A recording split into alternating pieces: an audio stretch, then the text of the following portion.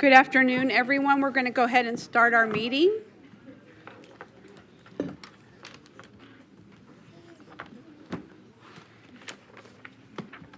Our superintendent is giving high fives in the audience, so we will wait for her. I know, this is why. Yes, and you'll understand what we're going to do after the meeting. It's so good to have you guys here. I would like to welcome everyone today. I am President Irene Bustamante Adams and call this joint meeting of the Clark County School District Board of Trustees and the Clark County School District Bond Oversight Committee of October 1st, 2025 to order. The time is 4:01 p.m.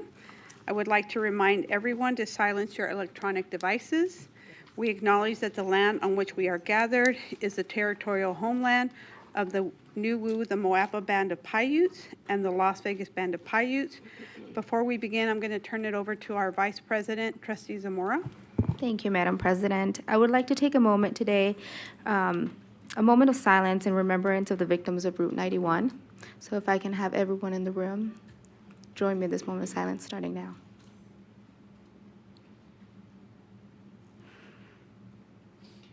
Thank you, Madam President. Thank you for that. We'll go ahead and move to agenda item 1.01, the flag salute. Trustee Esparza-Stroffigan, can you please lead us? Would you please stand? Ready, begin. I pledge allegiance to the flag of the United States of America and to the republic for which it stands, one nation, under God, indivisible, with liberty and justice for all.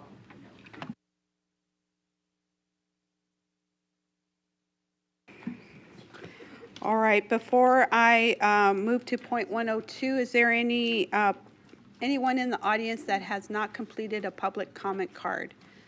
It's a little yellow card. Okay, then we'll close that. I do want to, before I adopt the agenda, just want to say something about the lay of the land today. We are so fortunate to be able to have the Bond Oversight Committee members. We also invited the AZAC committee members. Is there anybody here from AZAC? Oh, awesome. Very good. Thank you. And so what we're going to be doing is having the presentation. Then Ms. Blackman and I are going to be taking questions from the trustees, alternate and take questions from the Bond Oversight Committee members, and then we'll have public comment at the end, close it out, and then we ask you all to join us for a networking brief reception afterwards, so we can high-five each other, because we haven't seen some of the individuals in quite some time. So thank you for being here. With that, I'm going to go ahead and move to the adoption of the agenda. Since we do not have any public comment speakers, Trustee Biasotti, I will entertain a motion to approve the agenda. Thank you, Madam President. Members of the board, I would like to make a motion to adopt the agenda with the following change. Additional reference material has been provided for item 2.01, Facility Master Plan Update. Thank you. Trustee Cavazos. Thank you, Madam President. I will second that motion. I have a first and a second. Please cast your votes. That motion passes 7-0.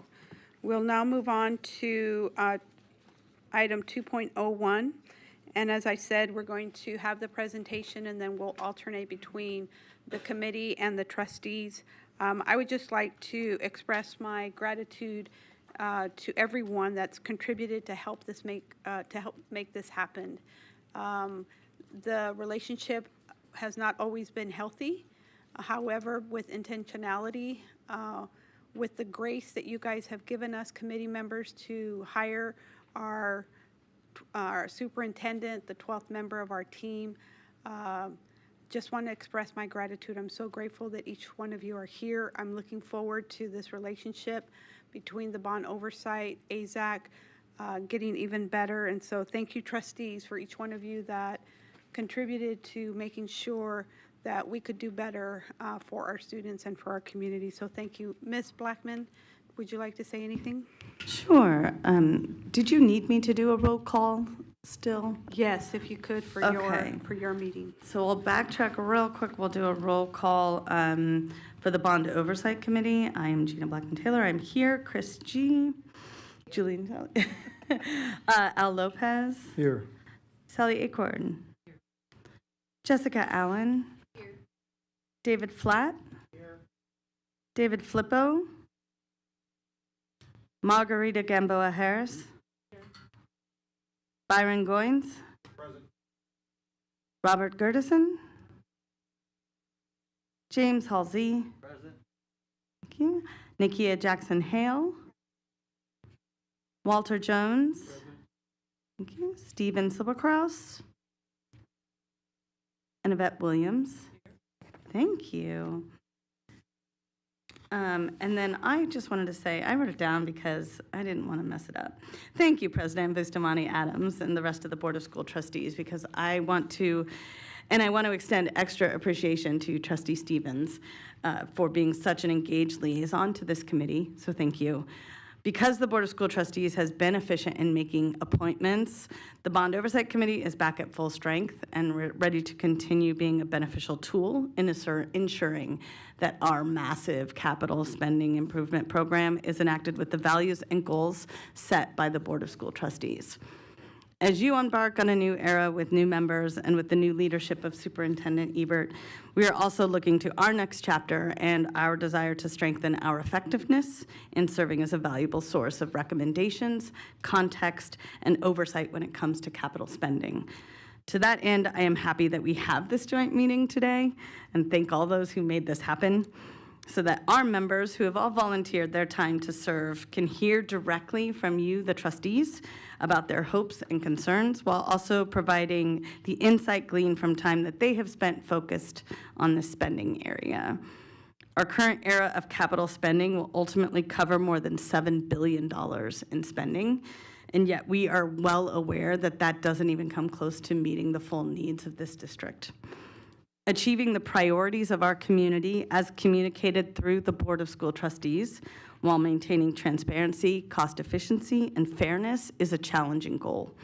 And this meeting is hopefully a really good start in building the trust and good faith discussions that will make that achievable. My hope for this session is that my fellow members of the Bond Oversight Committee can use their questions to help illuminate concerns that we have faced in the past, provide context to some of the discussion items, and speak to community issues that we have encountered while getting a sense of the collective needs of the Board of School Trustees overall. I really look forward to this conversation and the work to come. Thank you so much. Thank you so much, Chair Blackman. My question is, remind me how we are going to alternate if there, because I can see in my queue who wants to have a question, but I don't think you can. I And cannot. so remind me how you wanted to do that. So we had said that Bond Oversight Committee members, if they have something that they would like to bring up, they can come forward and do it at the podium. If it looks as if we need a little bit more organization, I'm happy to take a sort of paper cue from what is happening with our members so that we have a chance to do it that way. Sound good? Great. Is that helpful? Okay, Is that good for you? yes. Fantastic. Good for me. Thank you. Okay, Mr. McLaughlin, I'm going to turn it over you to introduce the members on your side. Madam President, members of the board, Superintendent Ebert, for the record, Brandon McLaughlin, Chief Facilities. First, I'll also be joined by Mr. Paul Mills of Cannon Design and Mr. Rick Baldwin, Comprehensive Planning Director 4 for the district, in addition to our great Bond Oversight Committee, Executive Committee joining us here at the table. So with that, we'll jump right into the presentation. So we are very happy, and I've never put so much effort into such a robust presentation for this, but we're very excited to have both committee and board together. We feel there's a lot of information that's going to be covered that is mutually beneficial for both to hear at the same point in time. So it's helpful to frame what the facility master plan was set out to do. We knew that as we progress to slide 2 here, this is similar data, or it's the same data that we presented in April with the board, that there is approximately $15.3 billion in total capital need. We know that due to the aging of our facilities, or I want to say the success of our 90s and 2000s bond program, we know that Close to 40% of our schools were built before 1995, and subsequently another 20 to 25% were built in the decade following that. So we have a lot of need upcoming and a lot of need out there already. So with that, we have 15.3 billion in need. We have, like Ms. Gina Blackman-Taylor mentioned, we have only $7.7 billion available, with $3.7 billion remaining to be allocated. So that puts us in a position where we need to be strategic with our dollars. That's why we set out for this. How do you make the biggest spend for the most efficient way for the most amount of our students? You couple that with a challenge we're having in declining enrollment. You see the graph on the right-hand side. We went from, at our peak of 18-19 school year at 325,000 to coming up upon 296,000 students. And this is a decline district-wide, and as we progress to the next slide, a nationwide trend. We are not the only district, not the only state to be experiencing this. It's due to a myriad of factors, predominantly declining birth rates. You take our senior graduating class today, they're some of the last babies born pre-recession of 2008. So those large cohorts are starting to roll out. We're seeing smaller cohorts at the elementary and middle schools already. It's not a thing of if it's coming, it's coming. So we, again, want to be strategic and use our dollars where they're going to be most effective for the most amount of students. So some of our goals for today are going to be to just provide update and progress of the work to date. We've been furiously working with Canada Design. They've been doing a lot of interactive work with our stakeholder groups since we last checked in, and with staff of continuing to refine this work. We also want to go through the options framework. So at a later date, we're going to be bringing forward some options to this board and to the committee. But we want to prep this committee for what that will look like and what those options are going to be driven by. And last, when we presented in April, we knew there was a lackluster performance on attendance, and some of that was communication in the spring events. So we want to make it so that all of you know exactly what date it is and you guys get tired of hearing about it. I'd rather have it that way than the inverse. So really promoting participation in this next wave of community forums. So at this point in time, I'll turn it over to Mr. Paul Mills.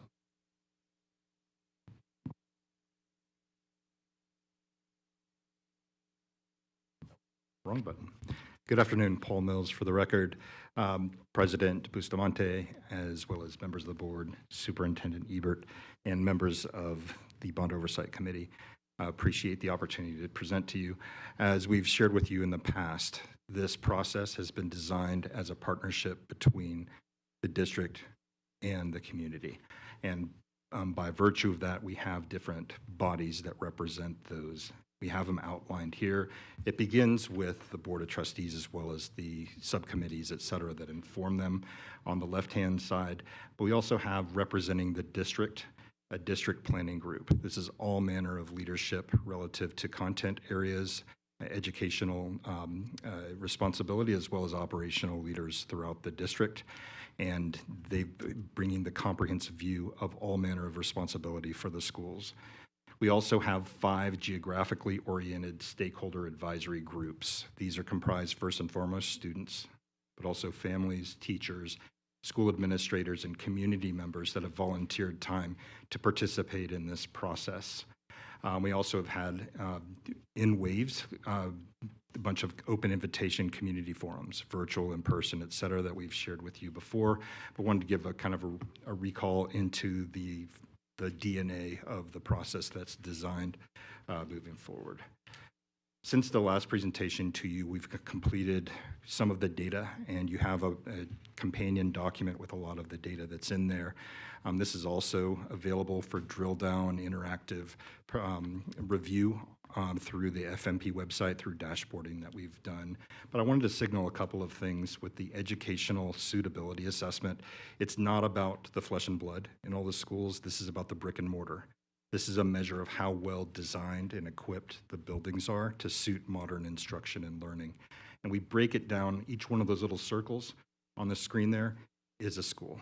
This is a school that represents hundreds of students and dozens of caring adults that serve them, so we don't take this information and pretty graphic lightly. But unpacking it, it really informs what can be a data-informed process for planning. But a couple of points to signal out is that we have a category in a weighted rubric for safety and security. I want to signal that that's among the very top of of the measured benchmarks for all of the schools throughout the district. What does that mean? That means that your organization has the eye on the ball. They're really taking care of what's important, and it shows in the data. Second of all, we see that spaces for collaboration, which gets into some of the overused terms like 21st century instruction and all the sorts of spaces that support that. Because of, as Mr. McLaughlin shared with you, many of your facilities, the majority of them, were built quickly to address rapid growth that went on sustained for year after year for decades. And because of that, with limited resources, we built for capacity first. We need space for the kids because they're here and they're coming. Right? So the facilities weren't built necessarily with the quote unquote luxury or having the additional spaces that support small group activity, project-based learning, the flexible sorts of spaces in between the classrooms that's so vital towards more independent, student-centered and agency-led learning and instruction that can happen. And it shows in the data again. What does this tell us? It informs that maybe there's some opportunities that we see with maybe the slackening of the impact of capacity in schools for repurposing spaces to be able to bring those assets into your older facilities, as well as opportunities to create a whole new standard. So a next generation of schools that we build new ones or replace old ones, that they're built to modern instruction that have all those whistles that we know will improve the lives and outcomes for students. So we began this process really deliberately. It's foundational with the little pyramid we have there, but it's about guiding principles at the very beginning and working and listening to, working with and listening to stakeholders across your different communities as well as leadership in the district. We dissolve these down into 6 key areas that are outlined here, and we'll speak more about those as we proceed. So they're across the top there in the 6 columns: managed change, proactive maintenance, educational innovation, expanded choice, and choices, universal access, and opportunity trade up. And we've correlated these in this little mapping here towards the sorts of options and outcomes that are on the table for contemplation. So what we're going to walk you through is what is that menu of draft options that we can apply to each and every one of the schools in this system and our approach to how we did it. So I've got them outlined here on this slide. I'm going to take them in turn, and most of them will be pretty obvious and logical to you, but I want to make sure that there's no question as to what the intentions are with some of these options and the important considerations that each of them imply. Starting with new schools, no surprise here. This is a capital improvement program, facility master plan. We're going to be talking about new schools, and you guys are no stranger to that. You've been building them serially for decades. So that certainly, because we have some pockets that are still crowded and we still experience growth, that there will be new schools as part of this facility master plan. That option is definitely on the table. We also, and we're going to kind of explain it through some diagrammatic examples here, some hypothetical cases, looking at the different kind of data points that will inform the sorts of decisions that lead to these, and then kind of graphically showing. So in this example here, schools 1 and 2 are in fine shape. They're young, they're in good shape, they're adequate educationally. However, they're crowded and they're getting big to the point that it's unmanageable. In those clear cases, there's no other opportunity close by to use boundaries to adjust to. There is a relief school that's part of the scenario. We have a couple of those options that we'll be exploring further in the process.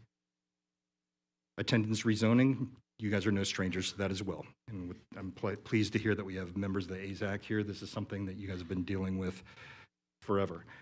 But certainly it's an option that's on the table in many cases. And let me describe the hypothetical case for you here. Perhaps you have 2 schools that are in close proximity towards each other. They're in similar condition and age and adequacy. However, one of them might be crowded and might be a little bit large, and the other one might be under-enrolled and there's surplus capacity in the space, inefficient use of your facilities, and operational dollars that funnel into that school. Perhaps there's an opportunity to redraw the boundary lines so that the attendance zones will channel more students towards the under-enrolled school. That's something that you guys have been doing for a long time to maintain a balance and use your physical assets to the most efficiency possible. That option certainly is among those on the table. Then there's an approach that's a little less of the whip and more of a carrot type approach.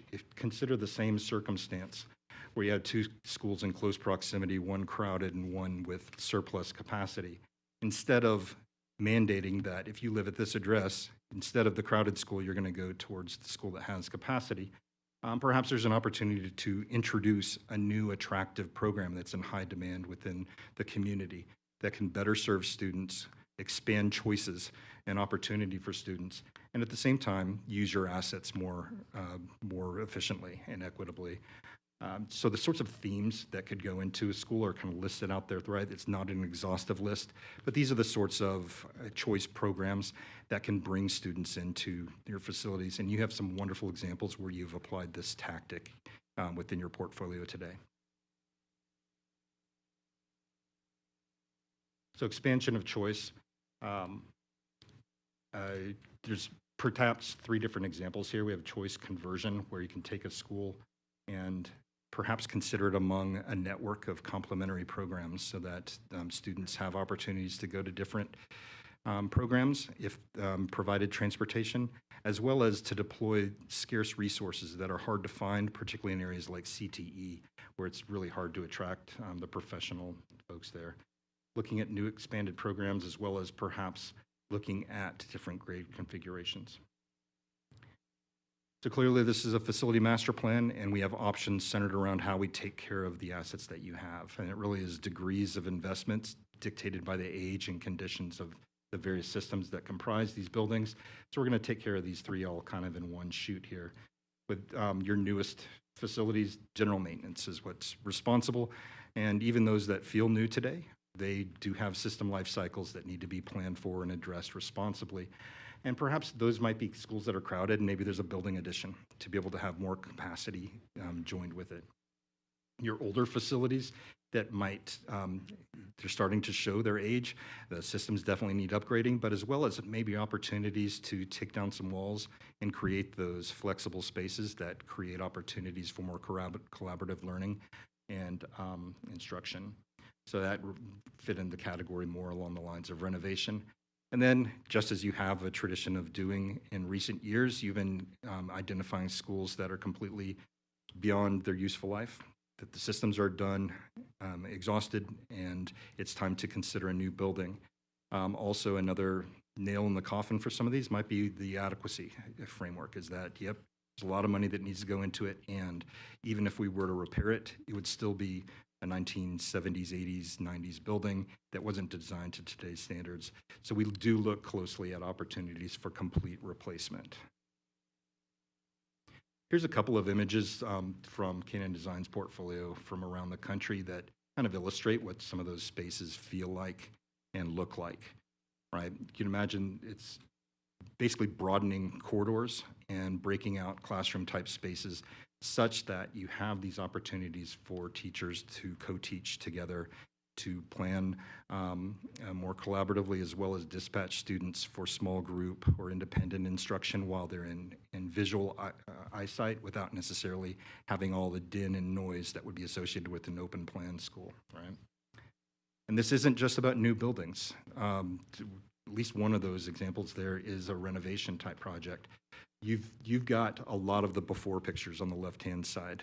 This is a floor plan of various double-loaded corridor. You have a lot of additions that were built like this in the interest of keeping up with growth over time. And there's opportunities with a spectrum of interventions that can be done to the building, perhaps to break open a couple of classrooms that mimic those sorts of spaces, or even to get more dramatic, like you see on the far right-hand side. So not just new construction, we can apply these concepts at scale with fewer dollars in renovations. So this isn't just about the buildings, this is also about programs. We want to make sure that putting students first and in the interest of the destination district you aspire for, to look at grade configurations. You have one example of a pre-K-8 which stands out alone among all the peers, but by and large, you're consistently a pre-K through 5, 6 through 8, 9 through 12 portfolio across the board in the county. And while taking stock of things and looking towards what the future might hold, perhaps there's different grade configurations. right?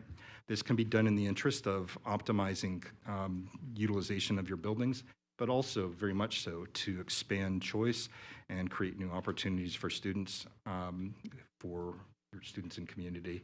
A couple of examples here, converting elementary schools, middle schools, perhaps into pre-K-8 models along the lines what you have at your very successful Joe Mackey program, or perhaps looking at, particularly in the areas of more remote distance where there's not as many students and declining enrollment, looking at opportunities perhaps for different grade configurations there as well. And then we get to the more challenging ones, the conversations that imply more dramatic change, right? And we approach this with a sense of empathy. We realize the hallowed ground that school is to each of us as individuals and also to communities at large. And we don't talk about change willy-nilly and say, hey, the computer and the data say that it needs to be this. It really is a data-informed but very intentional and empathetic process of conversation with communities. So when we step into what we're calling trade-up and repurpose scenarios, these are options that are on the table, and very candidly and openly sharing all the information and data and what the different opportunities and comparisons of status quo in the future versus a transformed future might look like. So I want to preface this next trade-up scenario and what it might look like. So as an example here, you have 3 schools in close proximity to each other. They're all pretty much old, need a lot of reinvestment in the buildings. However, they are half enrolled, 3/4 enrolled. The utilization of the buildings is really low due to the declining enrollment that's been experienced in the collection of those schools. One scenario might be to continue maintaining them as is, which costs operationally as well as capital-wise a lot of investment into those facilities to serve fewer and fewer kids. But perhaps there's an opportunity to look at maybe 3 schools that in collection might, at the end of the day, be 2 schools that are larger scaled and providing more teachers per grade cohort, meaning more subjects can be taught, more extracurricular activities, more opportunity for students and collaboration. And so perhaps one of the 3 schools is completely replaced, brand new building. Maybe another one is a little younger, but gets renovated and sees some of the imagery that you saw there applied into the older building. And then the third is repurposed for perhaps higher and better use within the community. Perhaps there's other needs that are out there in partnership with municipalities, with community-based organizations, et cetera, that asset can, that in a way can be perceived as a liability financially, could be reinvested into something that becomes an asset to the community, to the school district, and most importantly, for the lives and futures of students. The benefits, I kind of described some of them on the previous slide, but more teachers and subjects offered. That's critical. Having scale is very important, particularly as we're talking about secondary grades, where we want to have more exploratory opportunities to really explore and discover, hey, I'm great at STEM, and that's really where I want to go, as opposed to being limited because you didn't have an opportunity to explore languages or explore a discipline that just wasn't offered because of the scale of the school. Also, by having fewer facilities to invest in, we can do more with the dollars that you have. Those precious $15 billion of need, $3 billion left. If we use them strategically, perhaps you can have more or fewer, but more impactful projects, and we can get to them faster because there's fewer of them to be done. And then, of course, the surplus to assets that you have can bring higher and better use. Having space for professional development for your staff, et cetera.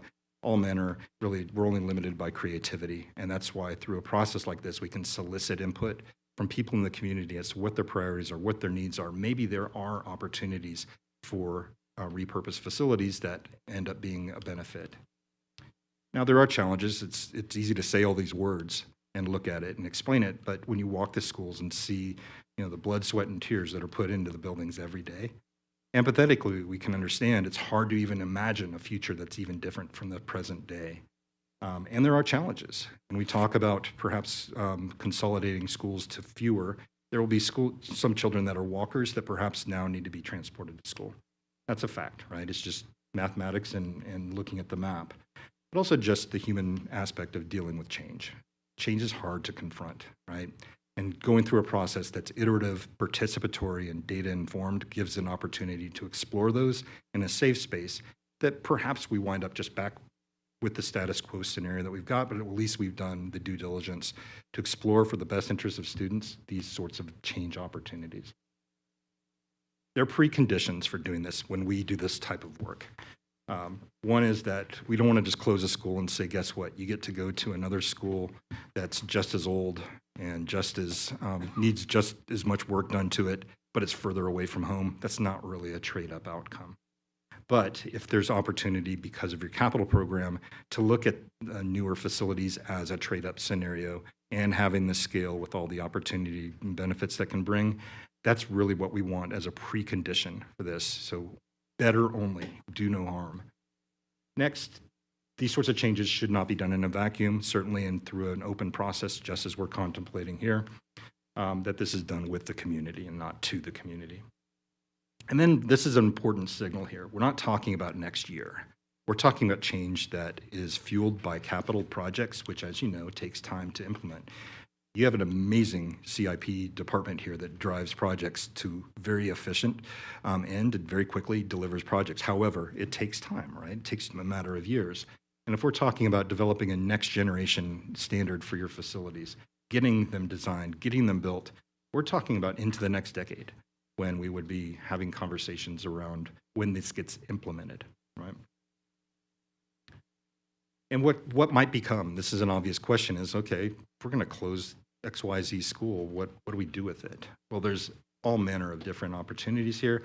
We have a few. This is not exhaustive. We use this sort of thing as a conversation prompt when we have meetings with stakeholders in the community to look at it in terms of different categories, different uses of the building for district use, perhaps interagency collaborations, working with community-based organizations.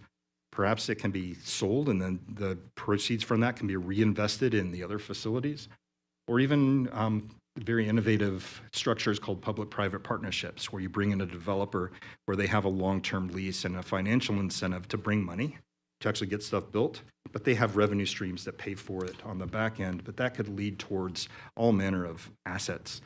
We do know that it's difficult to recruit. The cost of housing here is really tough, and to attract and retain staff. Perhaps maybe there's an opportunity for turning over properties to a developer who can create staff housing with a set-aside allowance so that you actually have a double bottom line.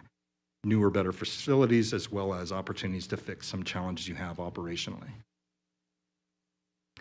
And then we want to speak in specifics about those opportunities and options for consolidations, trade-ups. But we also acknowledge that it does take a long time, and there's potentially a lot of these on the horizon. So we don't necessarily have to name which of those three schools is the one that is rebuilt, renovated, repurposed, et cetera, among a collection. But perhaps we just identify that there are some geographical areas where the characteristics are there with enrollment decline, with capacity, with the conditions of the buildings, with the needs that are in the community, to open up a conversation that isn't specific. We call these long-term trade-ups. So it's kind of a TBD. Maybe there's a collection of 4 or 5 schools in close proximity, but it's not going to happen for 8, 10 years. You're going to reassess where things stand when you get closer to the point of implementation. So we don't want to get people on guard to not even consider an opportunity that might be a decade into the future. So we look at these scenarios the exact same as we had with the specific trade-up opportunities. Perhaps we look at it a little more generically, and it's like, okay, can we get our head around this concept and perhaps channel our resources for the facilities in a prioritized way until the point of implementing a trade-up scenario. So that gets to the point of where we're heading from here. As Brandon was alluding, we're working with staff and members of the planning group to finalize the draft options that we're going to bring forward to you perhaps as soon as November. But these draft options would be laying out not just the categories like I've just described to you, but rather the specifics, right? One of the pieces of material that's in front, oh, I'm sorry, I jumped ahead. But this would be succeeded by open invitation community engagements. And we envision this happening in 2 phases, probably early the new calendar year. The preliminary options will be shared with the community. And this would be done as a first round of communication to make sure everyone has the opportunity to hear about it, but without the survey open yet. This is the opportunity for listening and to perhaps even great ideas out of the community that the planning group has not thought of. And maybe we can edit these things before we bring a final slate of draft options to the community a little bit later, February, March timeframe, in which point we would have a survey open so that we can solicit input and measure and track and make sure we have targeted outreach to different communities underrepresented, so we can get the clear composite perspective of your communities into their preferences around option A, status quo, option B, grade reconfiguration, option C, trade-up scenario, option D, fill in the blank here. I'm making these up as far as specifics, but I can give you a flavor of what it looks like and feels like, right?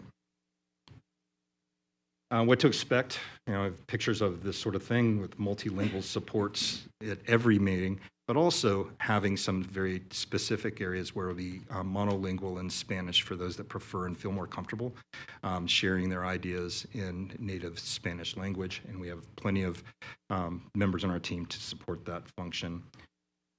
And it'll have a thorough explanation of what the draft options are. Big foldouts that have all of them laid out graphically and side-by-side comparatives of the benefits and challenges associated with each. And it's not centered around an open mic night scenario, but it's more about small group discussion, so people have the opportunity to share ideas and perhaps think of alternatives or maybe wordsmithing that can be done to the options. We'll also use technologies like anonymous live polling so that perhaps those that feel inhibited sharing vocally, perhaps they have the opportunity to share with electronically, anonymously in the moment. And those can create some wonderful opportunities to spark new ideas that maybe you just wouldn't have heard had we not created that space. And then, of course, having the second of our community surveys out there so that everyone has the opportunity to understand the implications as well as to express their preferences. We understand this is a lot. It's complex. There's so many schools, so many different data sets. These options are about a future that can be anxiety driving. So we want to make this as accessible as possible. So all these surveys will have with multilingual streamable videos that can be played, rewound, listened to again, shared, converse with friends, pause, yell at the kids, restart, etc. But the opportunity for people to not just kind of look at a daunting slate of questions and answer to the best ability or get frustrated and not answer, but really we want to create the space where people feel comfortable expressing their preferences. Which gets to the toolkit I was mentioning earlier. That is one of the posted documents as well. When I presented to you in late spring, we shared all manner of the high-level details of the data, and what you see here is a breakdown by 24, we call them planning areas, but these are things that were not a composite of your high school boundaries or anything that's pre-existing. It was our planner way of looking at the natural boundaries that are baked into your social infrastructure, all those major highways, valleys, barriers that exist out there are ways for long-term planning. We want to make sure if we filter down to a specific unit, we can look at the collection of schools and see how they stand up with capacity utilization, with the condition, with the sorts of programs that are offered. And that's the way this thing is structured. For accessibility, so that people have the opportunity to really understand, okay, Northwest 2, what does that mean? I never heard of it before. We have the icons and names of the high schools that sit within those boundaries. Now, it's not contiguous with their attendance boundaries, so it's not an exact one-to-one science, but it's at least a way to help navigate people to the areas and be able to, in this thick book, find what's specific to them. And importantly, they can navigate our survey and provide their specific interests in their schools. All right. So on the left-hand side, you can see a sample page from the report here, and it just has all manner of enrollment data, as well as the condition and adequacy benchmarks that are in there. We look at the trend in migration, out migration of students between schools, and all of this adds up to, it's not a formulaic, data-driven is a term that I don't like to use. I really prefer data-informed, that we have all manner of information sitting down with a bunch of well-intended people in the DPG, and shout out to members of the Stakeholder Advisory Group liaisons. We had a student and adult member participate from each of the 5, and even had a panel with the students to share their perspectives that really helped inform the sorts of draft option criteria that we'll be bringing to you shortly. On the left-hand side is, or excuse me, right-hand side is kind of a preview, future tense, what it might look like. It's just like the printouts we're going to have on the table with the community members, but there's also a booklet where people can go through and see in each of the 24 planning areas that there's a slate of options for every grade configuration level. So that, do the math. That's a lot of pages and a lot of content to take in. So we've got a structured, normalized way to be able to present it and have people understand it. So imagine a case where option A means status quo. It does not mean do nothing, but it means don't change anything structurally to the number of schools, the grade configurations, or programs, but it's more about taking care of the buildings. You have a lot of areas where that's going to be the only option, and the certain outcome is just taking care of the buildings because you have newer facilities and change really isn't on the horizon. However, in many areas, there are opportunities that will put out in options B, C, and on the way. But we always like to present to the community the opportunity with a blank column. It's like, look, these are draft options. This is an iterative process. We need to hear from you. And we have people have agency and opportunity to share their ideas that might be alternatives to options that are presented. Does that make sense? And finally, all of this information is stored on the FMP portion of ccsd.net. And it has all manner of access to the dashboarding and data information, documents posted, and calendar of events that are future forward.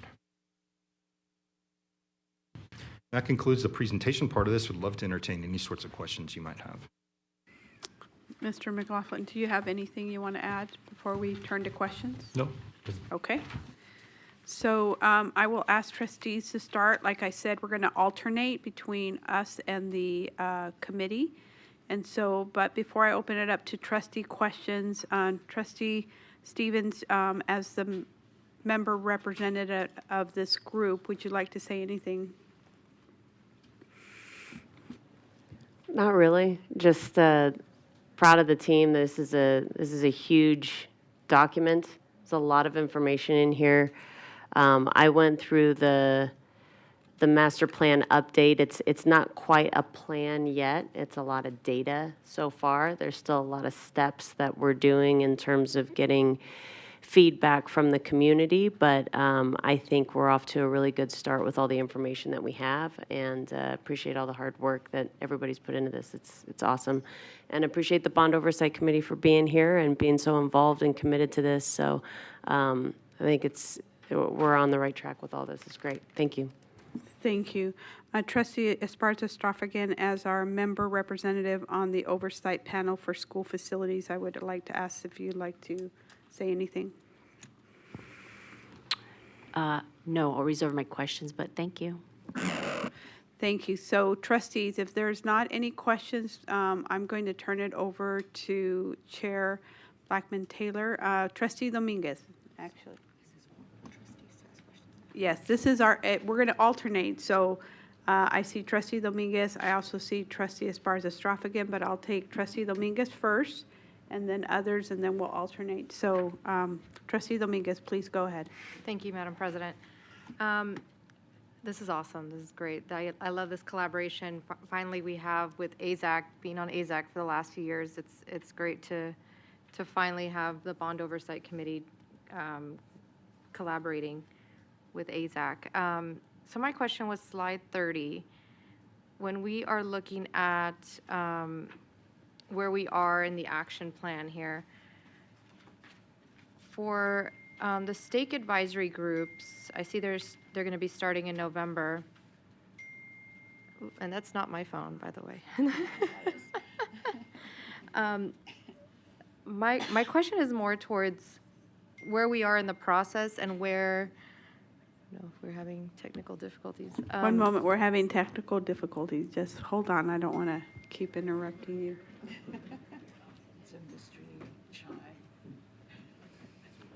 Okay, please go ahead. So I was wondering where we are kind of in the planning. So if we are in the stakeholder advisory groups, who is that formed of? Who is the stake advisory group meetings? Who is the I know we have the district planning group here, but I was wondering who the SAG is. Brandon McLaughlin for the record. So if we go to slide 5, we walk through the composition of those. Those are students, parents, teachers, principals, community representatives.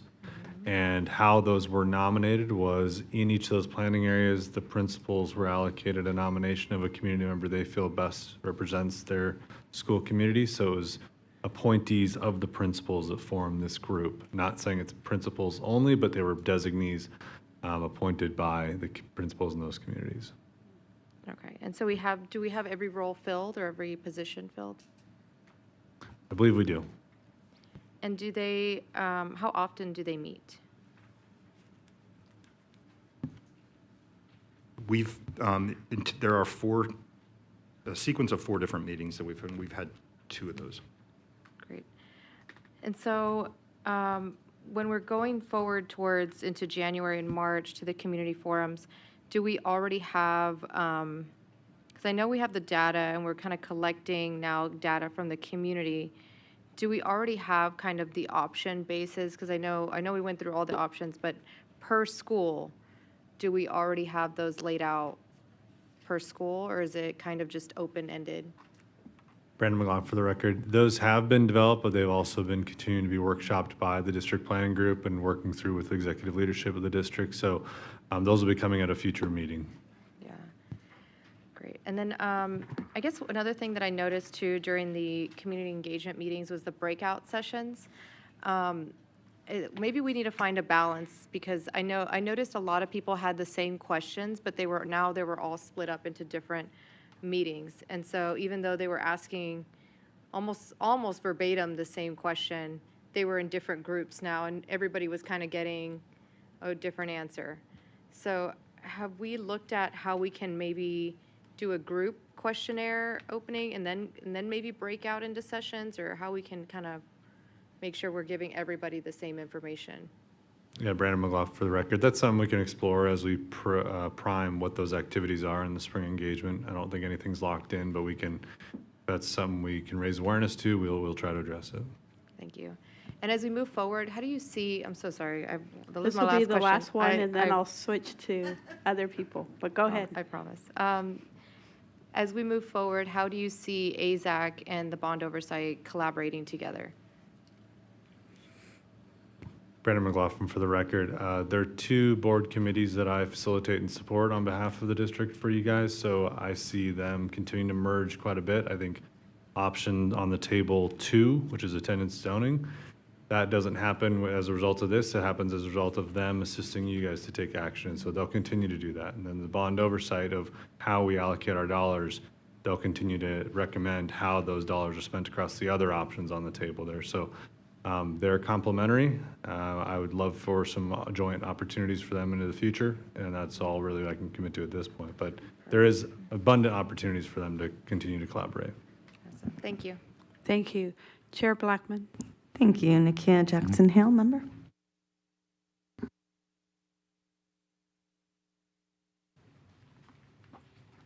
Nakia Jackson-Hale for the record, and it's more of a comment. So for our partners from Canon, I just want to make sure as we move into this next round of community forums and participation that we really think collaboratively about it. So including our SOTs, our PTAs, making sure that those forums at the locations that they're at, whether it's Spanish, English appropriate, so that we can maximize the participation. So looking at also the times maybe that those sessions are offered for the demographics that are in those areas, because I know that we didn't have the greatest attendance the first time around that we did these.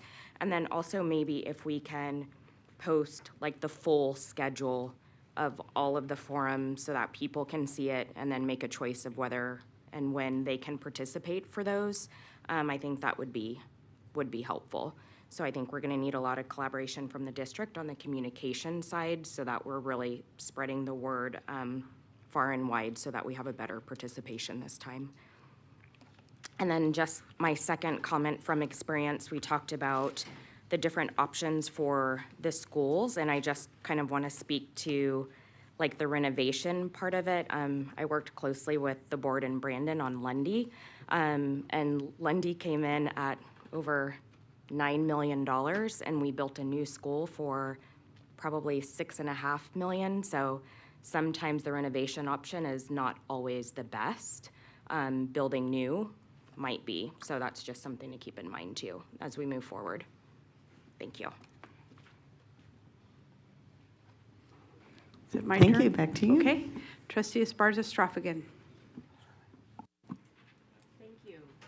Maybe not. Thank you so much for the presentation. I've been just waiting for this. I want to thank Canon Design because I see that you did make some changes and addressing that the future meetings will meet the needs of the communities that they're in. So, for example, you're making sure that we will have translation in parts of our community that are more representative of needing that assistance. So thank you for that.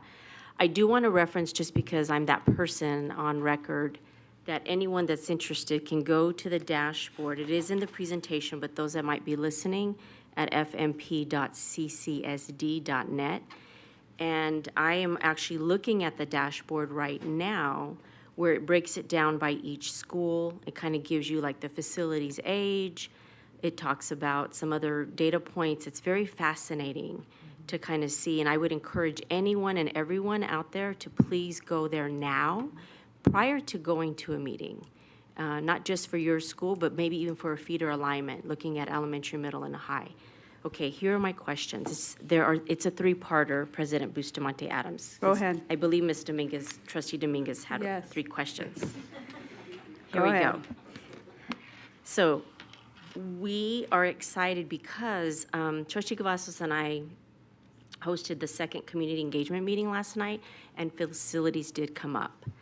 And one of the questions, and you guys alluded to it, is the slide for repurposing. So are we, in the future, are we having conversations now with some of our partners, potential future partners, municipality and such, to explain to them that there are possibilities?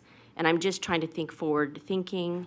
I love the suggestions on that slide of looking at options, right? So I'll stop at that question. So Brandon McLaughlin, for the record, yes, we have primed our municipal partners in particular that there is opportunities and they can start thinking of some of those options. Now's the time to have those discussions, not down the road necessarily. So yeah, they're aware of it, and they're actually, some of their staff members are part of various groups throughout the process. Thank you for that. I appreciate that. I think having, just like we're tonight, having everyone hear this at the same time is so crucial, and it makes it more efficient with everyone's time. The second part too, and I wanted to say, a community member asked it last night. They were asking specifically about, I'm going to frame it in a way that it's a little bit broader. They were asking specifically about solar, but I'm asking more about efficiency and savings, utilizing green energy. So are we looking at all of those aspects and options with that, and what is the sustainability for that potential option? Brandon McLaughlin, for the record, yes, we are doing solar. That's been an issue an initiative we've been addressing since about 2022. All the new construction stuff that's been coming on has had solar. I think that's one of a portfolio of sustainable features we can point to that we've talked about here at this dais and table. You guys approved over $100 million for lighting retrofit. We're already seeing payback savings on those, and that was framed in a state charter procured through an operational cost savings efficiency procurement method, and that's already paying back. Our electricity savings is going down to that. Also, you see some of our xeriscape conversion projects. We're already seeing water reductions in the $2.5 to $5 million range already, depending upon what that feature is. But we've been seeing those since 2021 when we started doing some of those results of those projects. So yes, operational efficiency is baked into this inherently because that's what we have to do. Thank you. And then my final question. You mentioned one of the challenges is transportation. So as we're moving forward and thinking about what we might redesign or consider, I'm just wondering, when are they going to be a part of the conversation? Brandon McLaughlin for the record. So they have been a part of the conversation. But if you look, the closest example I can give is there's a phenomenal individual staff member that's on Attendance Zone Advisory Commission. He's a staff member that supports, and he gets down to the nickel of the transportation impact on any certain zoning address. And at one point, we do intend for him to, when we get to those draft options, be able to have that degree of precision. Where are we trading operational dollars of running this school for this cost versus the increased transportation costs? What are those differences? And that's where we hope to get to as the options start to roll out. Thank you for all of that. My questions are done. Here's my comment. We want to offer, I know that our attendance was well attended last night. And I think the difference was the communication with the municipality of Henderson, and they really promoted, and we are willing to do that. And I think all municipalities would be willing. I think we would have a higher range if we involve them to get it out sooner. Thank you. Thank you so much. Chairman Blackman. Thank you so much, Member Williams.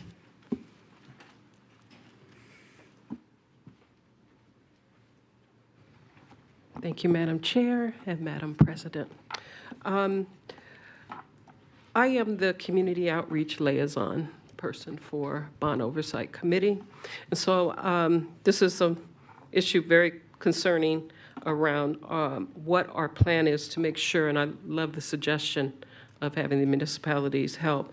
But in that point, I guess what I'd like to learn a little bit more about is how the subcontractors that are hired to do that outreach, what is their plan to build capacity for these meetings? Still haven't really gotten a grasp on understanding how we're outreaching. My other concern around opportunities for community participation is having one meeting, say, for example, in an area like Historic West Side or on the East Side where there may be barriers to transportation or access to transportation is going to really impact the participation. And so I think there needs to be more than just a location. Going to Spring Valley, for example, Spring Valley's population is as large as the city of Henderson. And so to have one location when Spring Valley is so spread out, I think is a disservice to that community and may be impacting why people aren't showing. So I just wanted to bring your attention to that. And then I wanted to, and this will be no surprise to my fellow members on the Bond Oversight Committee, when we're looking at a plan, a master plan, one of the things that we have, or I've been talking about for some time, is looking into the possibility, the financial savings of actually changing our CTAs into regional hubs to better serve more students, including after hours, because a lot of our CTAs are sitting empty. And a lot of the CTAs are only serving, a couple thousand kids when we could be serving, 6,000, 7,000 kids in those CTAs. So that's something that I would love for our consultant to put on the table as well, to look at that as an option so that more kids are able to earn their CCR diploma and be prepared for the workforce and provide more equity around access to these kinds of opportunities. We know that there's limited access to vocational and technical instructors, so there is no way we're going to be able to provide the kind of instruction to prepare them for the workforce in our schools. We need to look at how we can better serve that. I know it will be an increase to our transportation costs, but I would love for our consultant to give us an opinion on that and at least look at that as an option. And then lastly, I folded my pages over so I wouldn't hold up, folks. Brandon, you want to help me? Here it is. Let's see. No, I folded it over. Hold on. Oh, Brandon, help me. Okay, let's see. Going back to slide 7 of 35, when we're talking about the option of the CTAs, we're looking at, we know that the community feedback was all around guiding principles, service foundation on which FMP is built. And when we look at the possibility of using the CTAs as hubs, where the schools in that area are taking buses over to take their career and technical education courses of their choice and then bus back to their school. That would impact expanded choice, universal access, educational innovation, and opportunity trade-up. So I just want to put that out there to my trustees as well, that I think we're missing a real opportunity if we don't consider that as an option. Thank you. Thank you. Member Williams? Back to Thank you. Trustee Cavazos. Thank you, Madam President. And I will concur with my colleagues that it is so good to see all of our bond oversight committee positions filled. I know Brandon's smiling at me because I was a real pain as far as recruiting, and I want to thank all of the board members that are here today that responded to that plea. So going on with this, more thanks to Trustee Esparza-Stofrican for taking a couple of my questions from our meeting last night, but we work as a team, and so the questions on repurposing and on transportation have been answered. So I wanted to go to slide 16, page 16, where we have expansion of choice. And you did speak briefly on that, Mr. Mills, and thank you for the detailed presentation.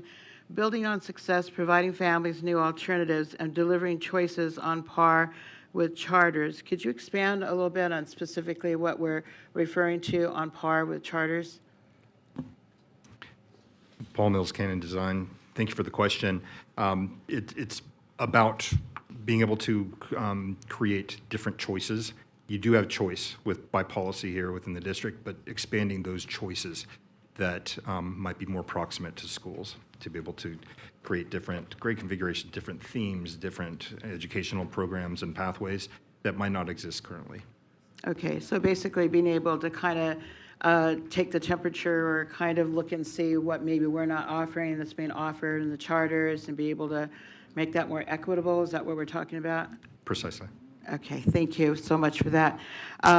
Can I, Madam President, since she already had those answered, I'll just make this as brief as possible. On page 20, if we could look at that for a moment. And we're talking about the conversion concept here, classrooms, resource, restrooms, learning hub, display wall, roll-up door. I had some questions from my colleague, Trustee Dominguez's district that had to do, where they had looked at this and asked if this was something that had anything to do with the way that the new Indian Springs School was being planned, where they were going to have multi-purpose functions and activities taking part in one room. That's how they worded it to me, Brandon. So I'm just saying, I wanted to find out for them. Brandon McLaughlin for the record. This slide has nothing to do with Indian Springs, but I will say this thought process where we provide the spaces that are most applicable for today's learners is on the table for any district project. So yes, and is this process. Yes, okay. And I didn't think that it specifically had anything to do with Indian Springs, but I promised them that I would ask. And my last question is on slide 22, and I had a couple of questions. And people always wait until like the day of, after they had a couple of days that it's been posted. On the grade reconfiguration, this is something that's been out there for a bit. I was doing a little bit of research on other districts. Do we have any, at present, comparative analysis of how this has worked in other districts as far as any student achievement outcomes? Brandon McLaughlin for the record. I don't have that at my fingertips. I'm merely an operational guy, but I know the resources in the district that would be able to research that, and we can present it at a later date. Okay, thank you. And that, again, was a constituent question from an educator. So I thank you for that. I think that's all I had, except for wanting to give you guys praise on page 27 for that, having to do with the repurposing for the partners. Very excited about that, and I think we're really going in the right direction there. Thanks so much. Thank you so much. Chairman Blackman. Thank you. And may I have member Jessica Allen?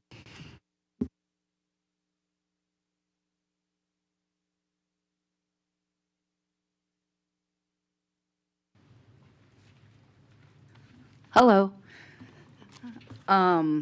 So a couple of the things that I had noted have been mentioned already. Ms. Jackson and Ms. Williams both mentioned concerns about, saturation of data from community engagement, making sure that there's a threshold that we're going to meet, and not just taking the bare minimum so that we can push forward with plans that we think are best from an administrative perspective.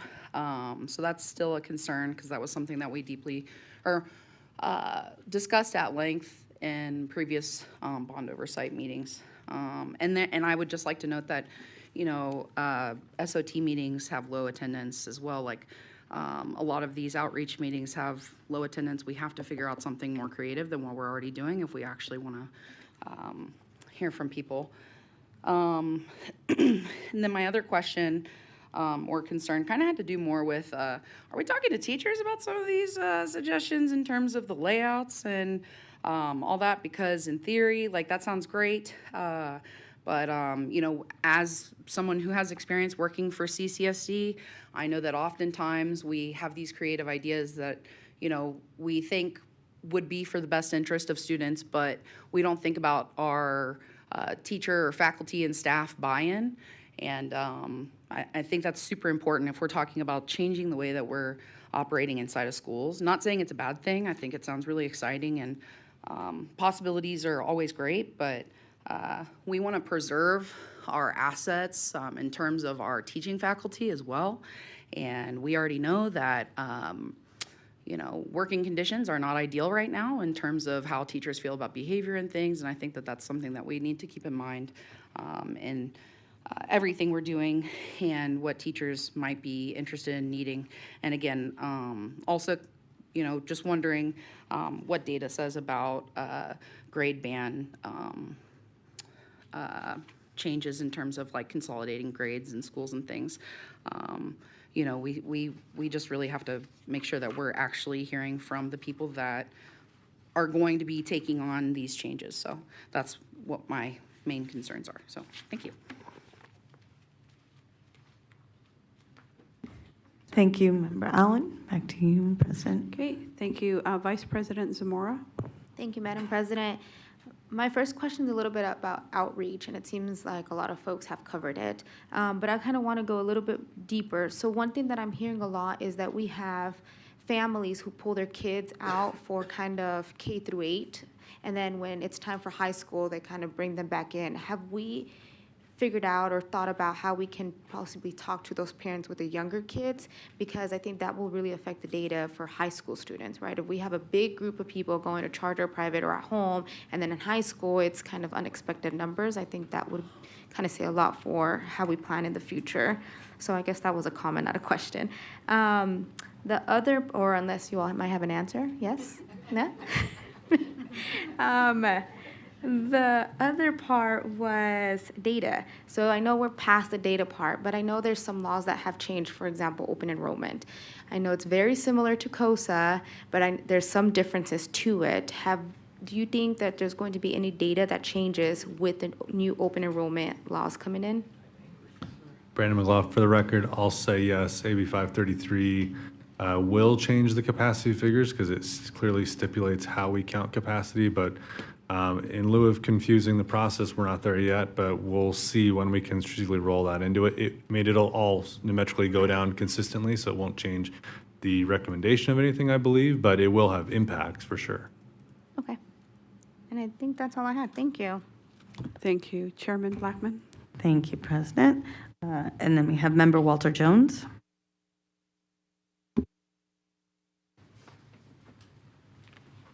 Good afternoon. Good afternoon, trustees, superintendent. So a couple questions I have. I noticed in here that you talked about rezoning. And every time it comes to rezoning, it hurts our area, District C. Our kids is not walking to school like they used to. They're being bused. Schools that has been remodified is turned into schools where the kids that live in our area are not allowed to go there anymore. So I want to make sure when you talk about rezoning, we need to start making it where our kids are quit being bused from our area, where it's taking them 40, 50 minutes a day from school back home. So now we need to find out a way. Then when you say that you're getting data, are you getting data from local schools or are you just pulling up data? We need to start looking at what we have locally for Nevada, for local data. Then we also need to find out a way, the best way, to start making it to where things that we don't have in our district see. We never had a high school. We finally got a middle school when they done West Prep School. Then Agassiz came in with from K to 5, K to 12. Mr. Johnson was a K to 12. So now we got to look at a way where we have residents that's not happy with our district because it's not schools that's adequate for our district. So everywhere that they're going, they're either getting bused or now they're going off to charter schools. So now that's eliminating the schools that we have and the things that we have in our district. So I would like to see if we can look more into that. And even on the remodels, when we're doing remodels in the school, we just did, the last school you guys just remodeled was Mabel Hogard. So we still have Kit Carson. I think we got Matt Kelly's in the progress, right? That's coming up. So, and Toller, it's gonna be named the Toller, I'm sorry. So if we can find a way to see where we can start keeping our kids in the neighborhood and in the community, other than being bussed out for 45, 50 minutes a day, that's to and from. You talk about an hour and 10 minutes. I know, because I'm a product of the school district. I got bused from Valley View to Woodbury. That was before the freeway was built. So, I mean, I'm not old, but I'm just saying.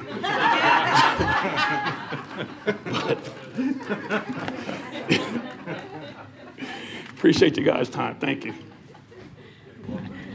Thank you, Member Jones. President Bustamante Adams. Mr.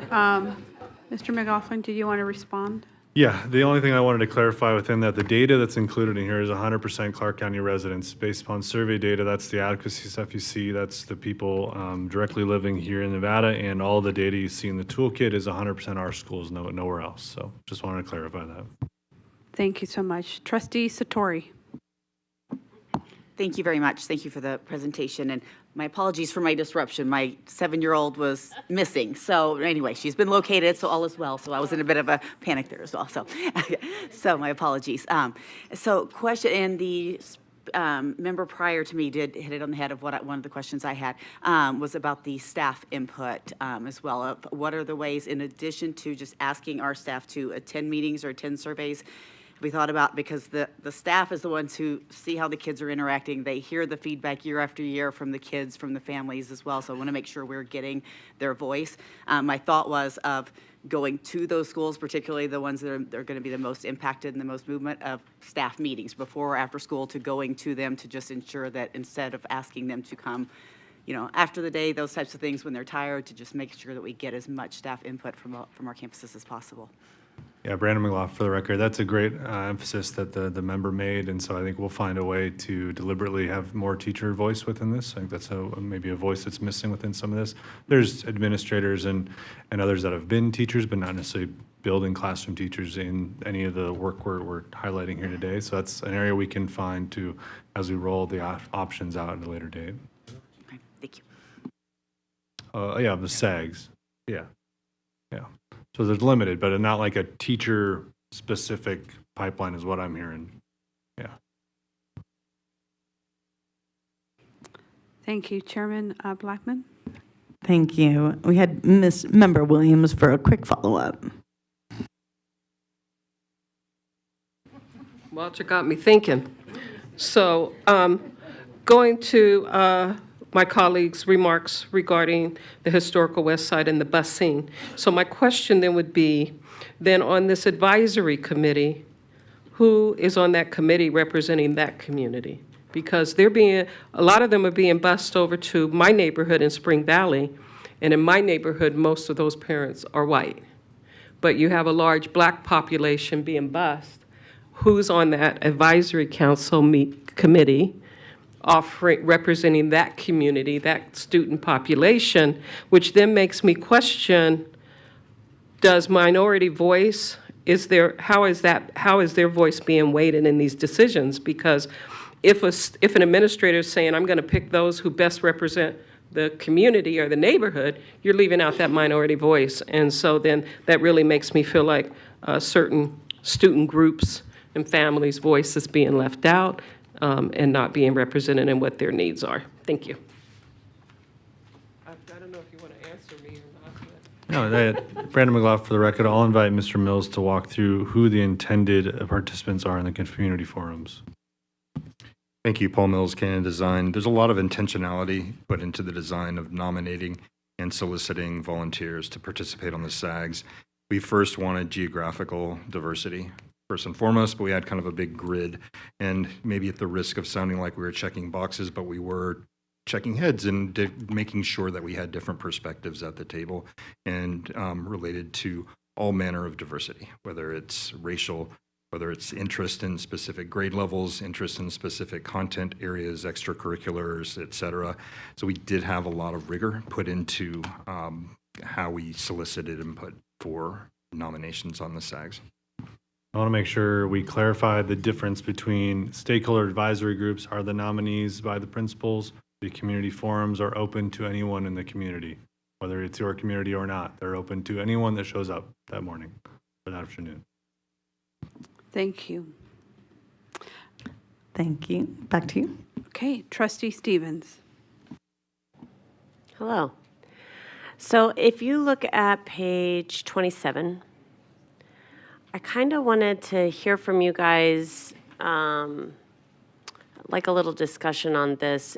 When we talk about repurpose facilities, I see the idea of district use. Super cool. Love that. But then when we start to scroll down and we see, maybe community-based organizations, direct sale, okay, that's fine, or public-private partnership, there's a part of me that's like, yes, let's do this. But there's another part of me that gets a little concerned over the idea that CCSD would become like a landlord or a commercial, property manager, and so obviously that's not our role, that's not our specialty, and so how do you, when you start making these types of proposals, like how do you look at that? Brandon McLaughlin, for the record, it's going to be a case by case. I mean, you have to put your best developer hat on any of this. It's where does something like that make sense, but also do we have capacity as a district, and is it congruent with what we as a district want to be offering?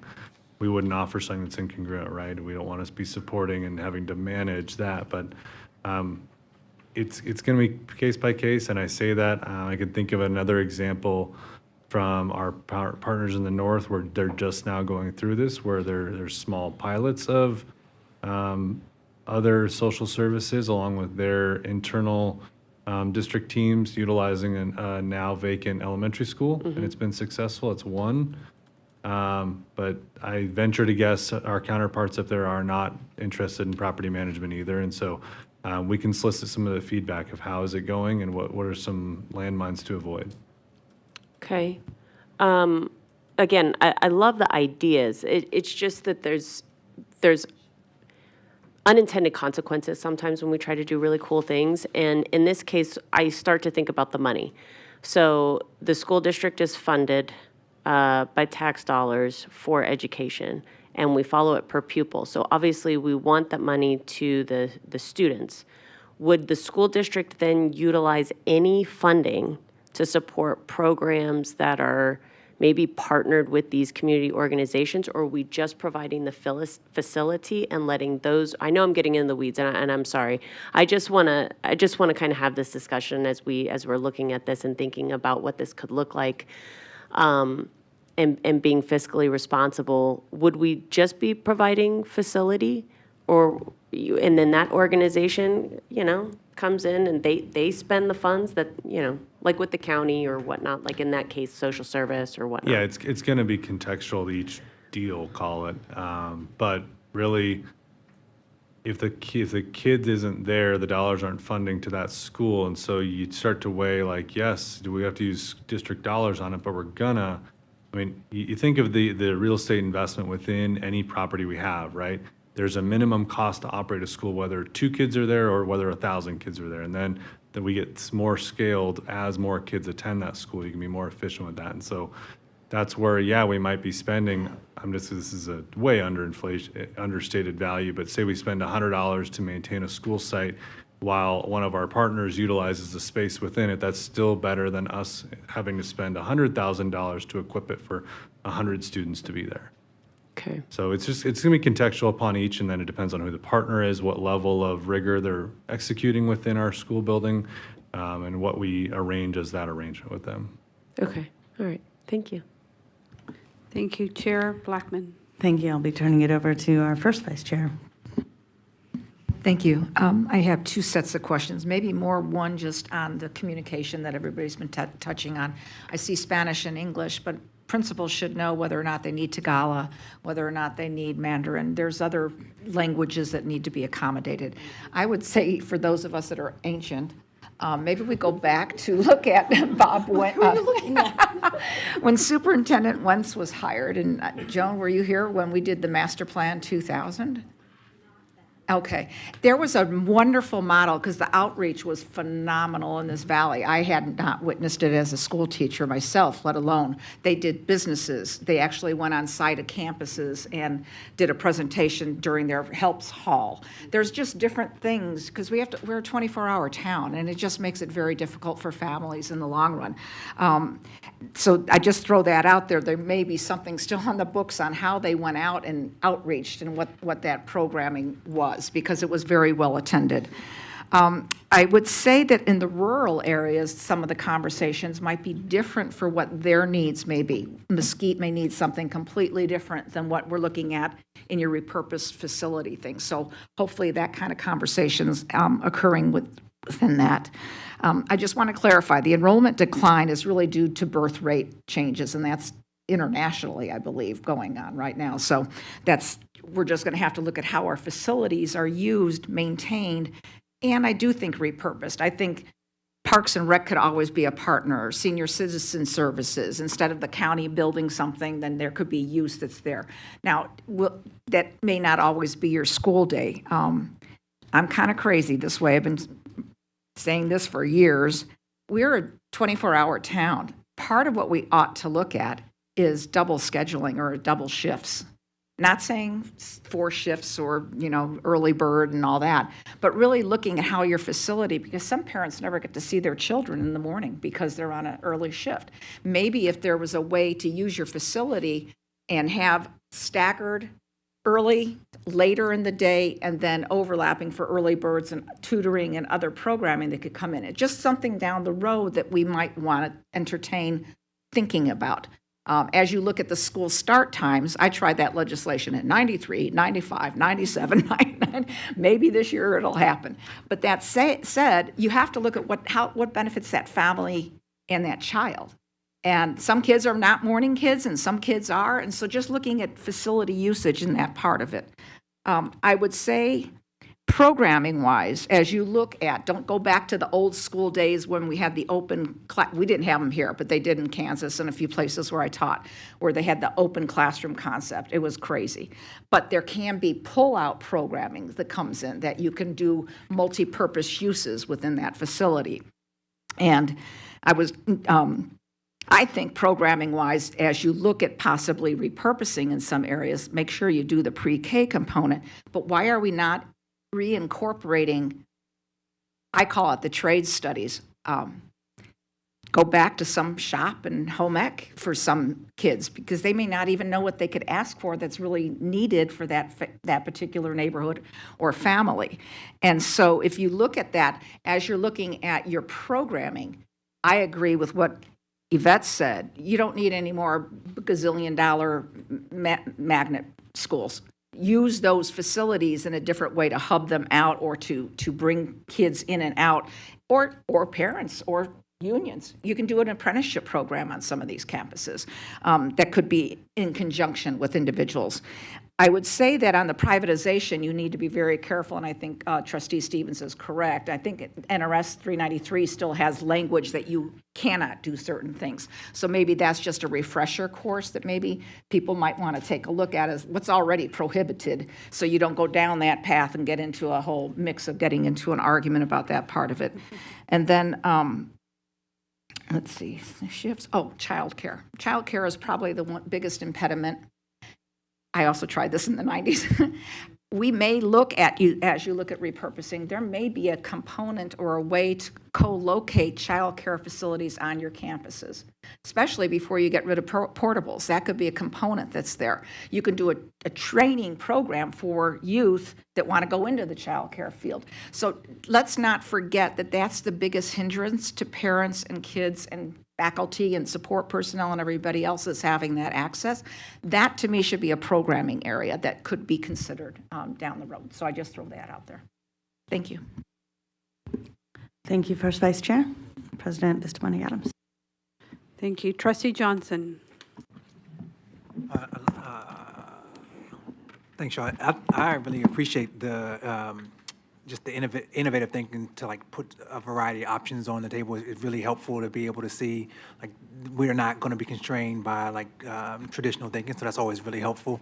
And then the other part, I think you mentioned, somebody mentioned, is there a way to think about, you know, what K-8 does, and then how we have a balloon in high school. There's certain, I was just in a district yesterday, and they were saying how they have a similar problem. So that's not a unique thing, and I think, you know, there are ways that we can figure out how to navigate through that. That's not that it's common, but it's not significantly uncommon. But I had a couple questions I was hoping that you can, they are quick.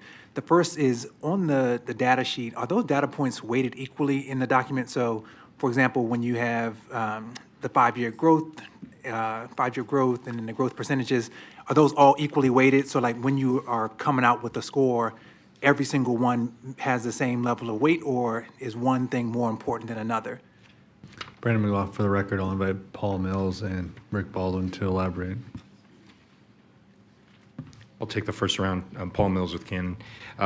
When we aggregate data for anything that's related to the facilities, we weight it by square feet. Okay. So like we're looking at facility condition, a larger building that's in worse condition, averaged out with a smaller building that's in great condition will be closer to that larger building. Okay, if so that there makes is a sense. weight to it, so it's not. Well, that's specific to like building sorts of things. When we're talking about student enrollment and capacities, that's an aggregation. A seat is a seat, regardless of where it is. It's not weighted to where a larger school's seat has more prevalence over a seat in another school. All right, that's helpful.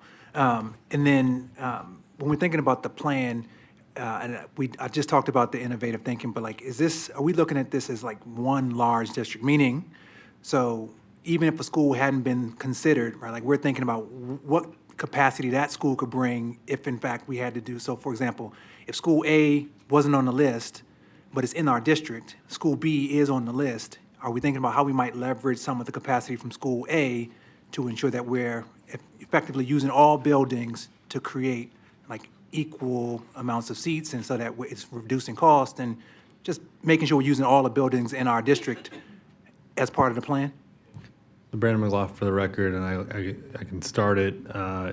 That's something the Attendance Zone Advisory Commission looks at each and every year. We try to balance those. That's just a year in, year out thing. But if you look at page 3 on reference B within this, it shows out the planning regions. So we tried to think locally, because if I'm a family in Centennial, I don't really give much about the families in Green Valley, because it's about my school, right? What my family experience is going to be. And so there's a degree of locality to this, but then there's also a macro where after we went planning region by planning region, we looked at what's the neighborings, and then even we looked at some where we said, hey, there's some middle school stuff across a whole series of regions where options could be developed. And so there's macro, but there's micro within all of the options that we're looking at. So the macro level thought is, okay, we have 700 buildings, and I'm making that number up. We have 700 buildings to figure out our plan with, and then we go micro to say, okay, within those 700 in quad A, we have to like do this maneuvering, but we still recognize that across the whole system, we have this number of schools that we could use if possible. Yeah, and I think there was a slide in April that was presented that we have a surplus of seats, or in the eventuality we will have a surplus of seats, but they're just not geographically located. It's unreasonable to think a family from Centennial would go visit Green Valley, but Green Valley could be the one that has that. It's just 2 examples, not So then it saying will require some more of that like creative thinking, then, because Right. like we know we have capacity in the system, and we don't want to spend any more money. How do we still get creative? Right. Okay. And then the last question is, you know, we've talked about outreach consistently. How can we be supportive with the outreach? We talked about the municipalities being support. Are there tasks you can give us that would allow for us to be, you know, a leverage, like a use to you? Brandon McLaughlin, for the record, I'd say you guys did a phenomenal job of promoting it back in the spring, so continue to do that. And I know many of you attended those events, so continue to attend some of those. But really, you hired the Canon team and their sub-consultants to push some of this, so there will be things you can do, like I just mentioned. There's things that they also need to do to make sure this is properly advertised and everything both, so. And while I don't think I'm speaking out of turn, I know we're supposed to be speakers one board. We all see partners as teammates, and so teammates pull their weight. And so if we can be helpful, because I know we know things that you may not, and we know people in the community you may not be able to reach, it'd be very helpful to make sure you're leveraging us as a conduit to make sure we get as many people in the building as possible. Thank you. Chair Blackman? Thank you so much. We had Member Jones with a follow-up. Thank you again, Walter Jones, the youngest one in the crowd. So one of my questions, you say you've done community outreach to let them know what's going on. In District C, we have schools on H, we have schools on J, we have a school on Tonopah, we have Joe Mackey, other than the schools that's out towards Long Mountain, but we haven't heard anything about the schools on the inner side. Now, when you say community outreach, I can actually say my superintendent does community outreach. She's been to our NAN meetings. Tamika Henry has been to our NAN meeting. So if we're gonna say community outreach, where are you coming to what areas are you coming to in District C? So I think you need to look into coming into the areas in District C, not off of Long Mountain, not off of Rainbow, but in the inner city, because you have individuals over there that don't have transportation. They need to find out what's going on with the school district, what's going on with the community, what's going on with the schools, what's going to happen. So if that'd be a good thing to bring it to our community. And when our trustee was at the NAN meeting, it was after hours. She wasn't afraid. Went out there and walked back to her car in the dark by herself. So we're going to do community outreach. Let's make sure we're going to the areas that really do need it, that really needs to know what's going on. Because a lot of times we get left out in our community because we don't know what's going on with the school system. Thank you. Thank you, Member Jones. Thank you. Trustee Esparza-Strofigan. I'm back. Thank you. So I love the discussion because it spurs more conversation, deeper thinking, and hopefully reimagining for all of us. Technical thing is when I mentioned the website, got some real-time feedback that perhaps we need to review it because some of the clicking for people is saying access denied on the folders. I know. I'm able to access, but maybe because I have permissions. So it's just a little, like a look back and check. The second thing I wanted to ask, and it was from member Chris Giuliani, thinking about the start time survey that we're doing right now. It's interesting because we're getting feedback on our from community members via email and in person. And I know the conversation is about setting it back for half an hour, but we're getting real strong feedback about really flipping it completely. So I just wanted to kind of put that as a comment that I know that does change this conversation with transportation, but I just wanted to put that out there that we are getting interesting feedback on potentially like having high school start much later than the 7:30. And so that's always something that I think people are looking at. So I don't know, it's not for us, but it will impact if we're going to repurpose and do those types of things. I'm sorry, Mr. Mills, that's, he's like, don't bring that up. But it is something that has been brought to our attention, and I think everything is on the table, and that's what we were told. The one thing I do want to ask is on this slide, where it talks about the private-public partnership, I'm curious, Mr. Mills, because you work across districts. And I know, and I brought it up before, like in Colorado, they did do a staff housing situation. It was very creative and very innovative. So I'm curious, in your experience, can you expound on some of that, where the mixed housing use, the staff housing use, what does that look like in other districts in other states? What are they doing? Paul Mills, Cannon Design, great question, and we're always looking for those great examples so we can share these great ideas and help them propagate. The one specifically that I would want to refer you to is San Diego Unified. Your peers out west have turned over I think it's a repurposed elementary school site. And it wasn't taking the building and renovating it into housing.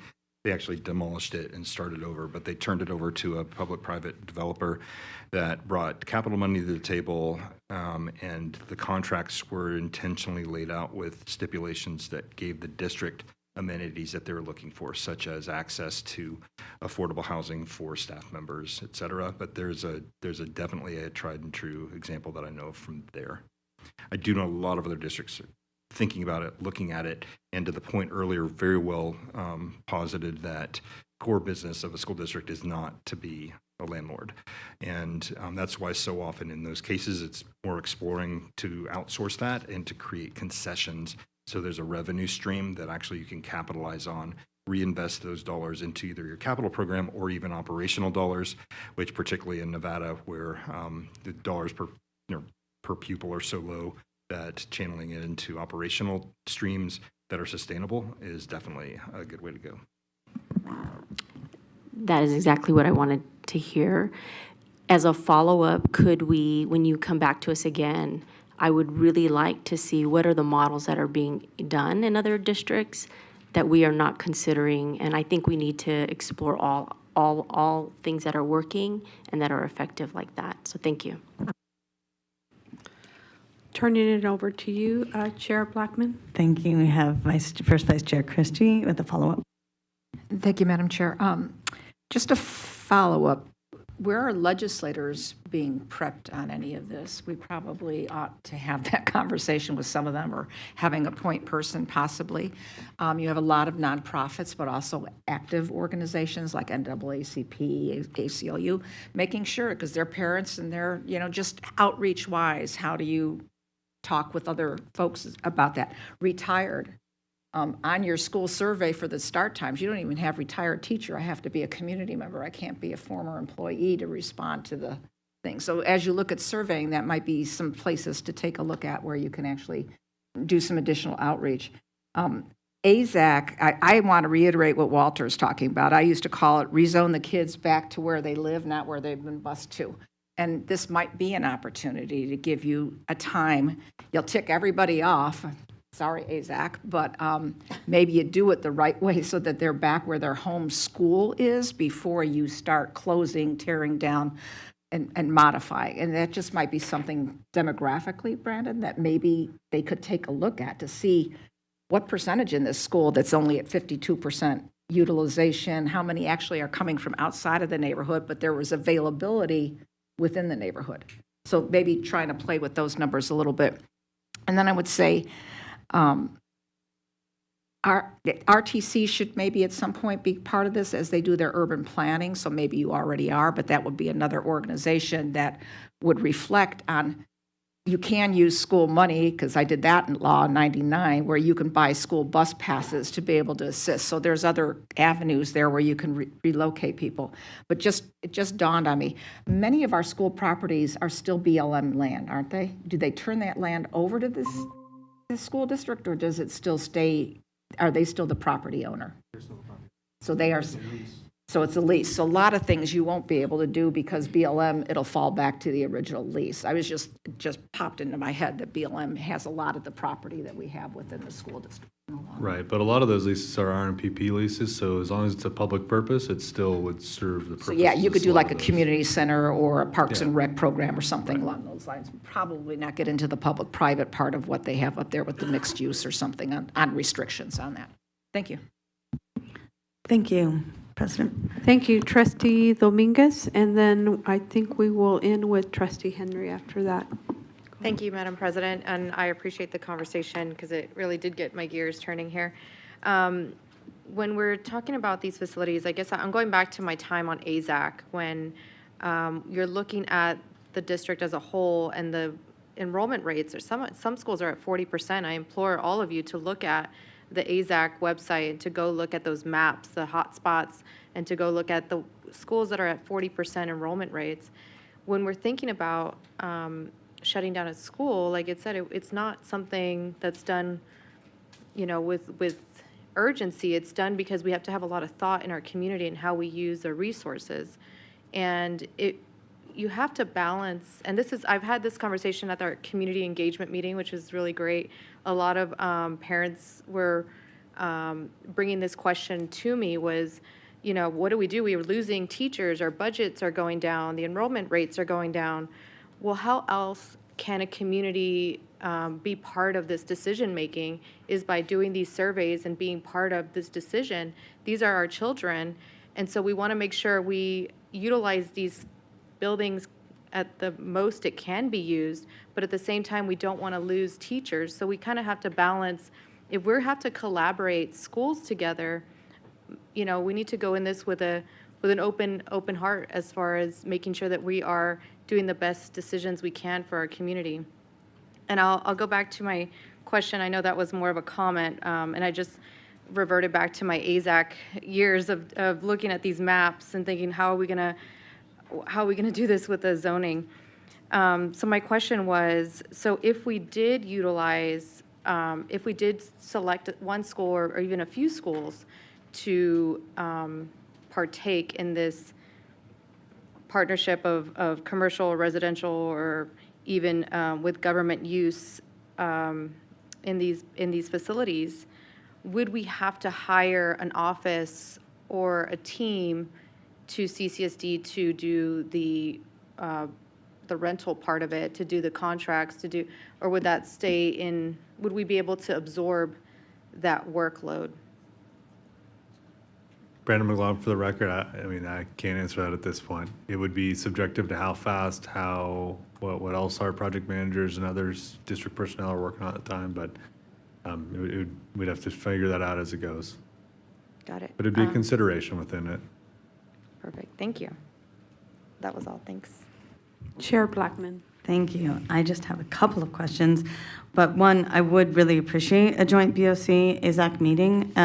As we have discussed many occasions in Bond Oversight Committee,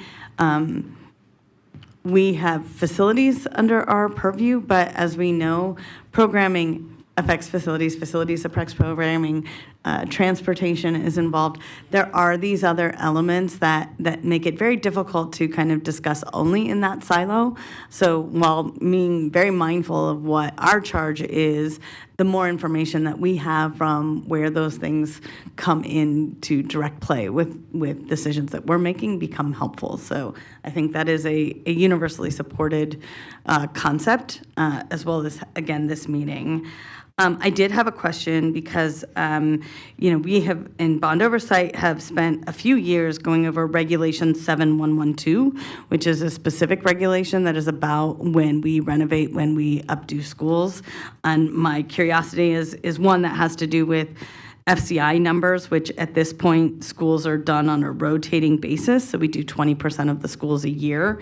How much has Regulation 7112 factored into where some of this data is right now? Or if at all. So Brandon McLaughlin, for the record, that's a relatively older policy that I know we've discussed updating quite a bit. But the 7112 works when it's fully funded. What we're trying to achieve here is that because we built 2/3 of our inventory that currently our students and staff are occupying, I would say if we acted upon the top 15 or $3.7 billion of schools on that listing, we wouldn't get to the probably most problematic schools. And that's why we're trying to say, okay, in lieu of just saying the next one up on the list, how do you be targeted and strategic within that listing of 374 lines to say which ones will have the biggest impact with the limited dollars we have, and the ones that don't, that we maybe just need a compressor fixed or a pipe replaced. That's going to suffice them for now. They don't need to be registered against the 0.6 or the 50-year metric. So it will weigh into it, but again, 7112 is predicated on a fully fund within it. So And then, thank you.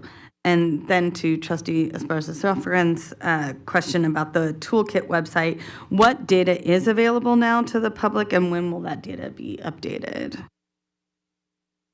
Brandon McLaughlin for the record. So the toolkit is reference B. That's all the data that's available. I believe all of that is what's on fmp.ccsd.net. And that's the enrollment figures, the 5-year projected enrollments, the program capacity, including portables, the utilization of those campuses, the transference in and out, as well as the year design, the prototype that it is, the facility condition index, and the facility adequacy score of each campus. Okay, thank you. There was that reference to charters. I don't exactly remember what page that was. I don't know if you remember.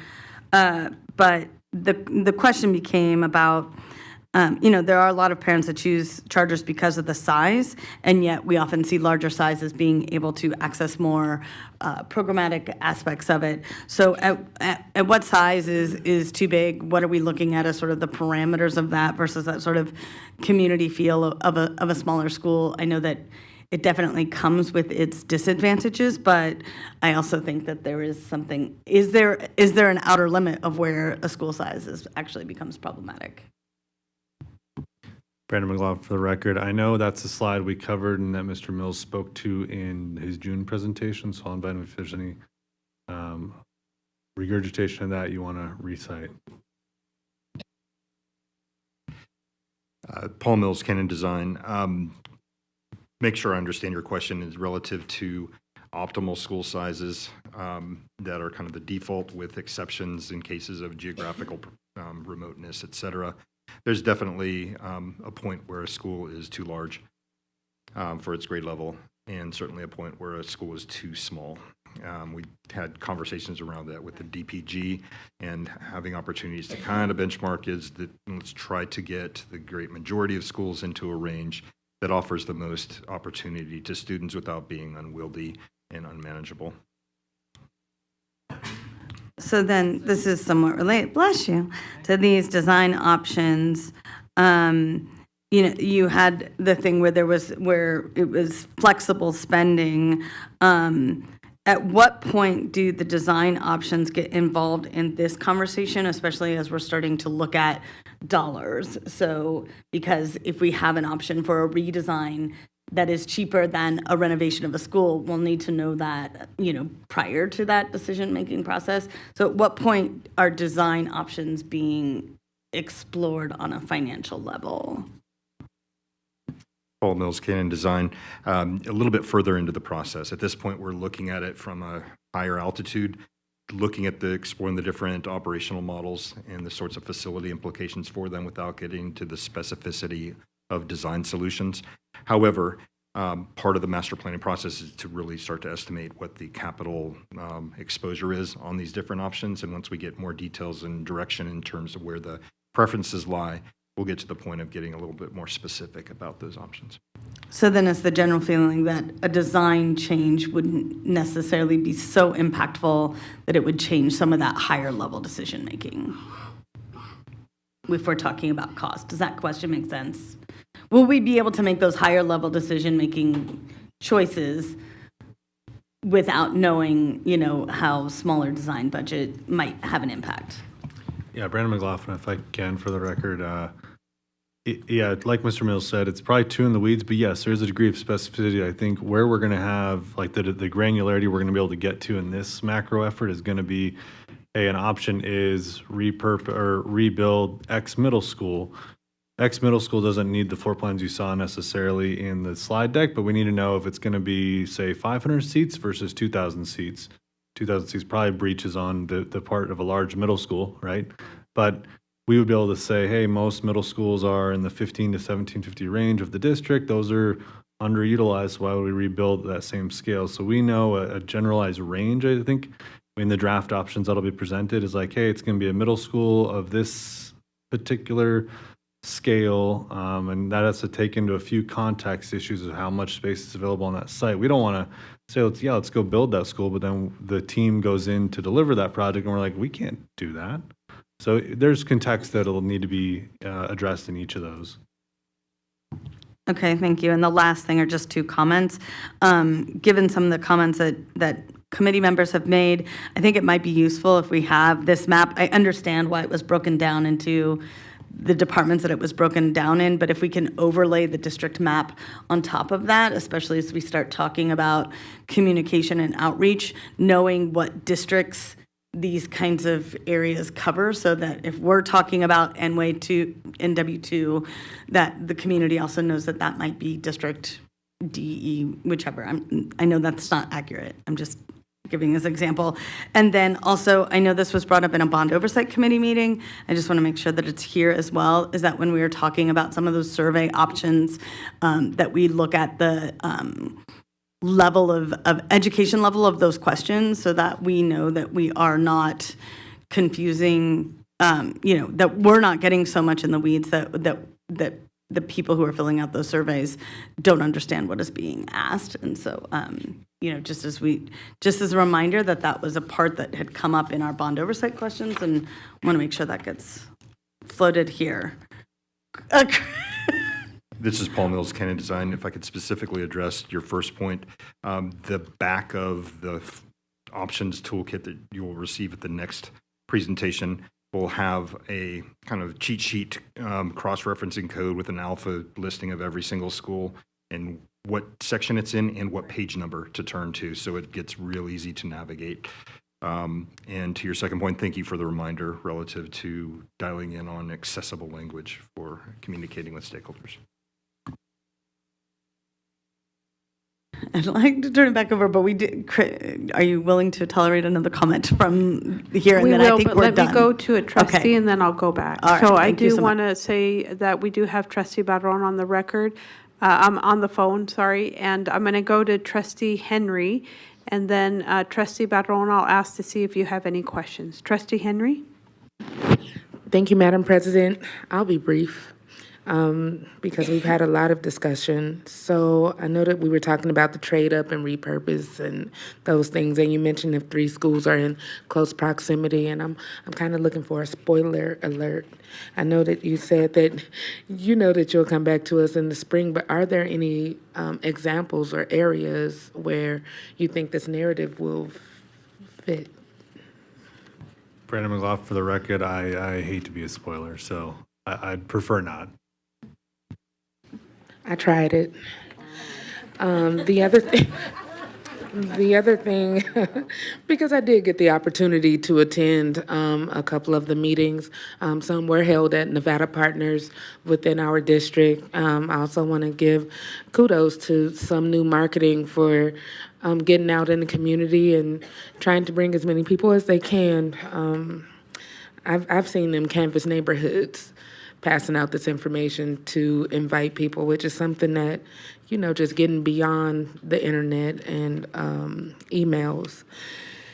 And I wanted to make sure that we're also exploring like the community schools model is something that has been brought up in our district. I've had several conversations with a couple of constituents, and I have to say Dr. Guerrier is one who continuously brings this up, especially as enrollment. We see that it's dropping in some of our schools, but if we can explore that community schools model where we are offering, those wraparound services to our communities. I mean, we've been talking about it this entire evening, but I just wanted to make sure that I got on the record to say that constituents are asking.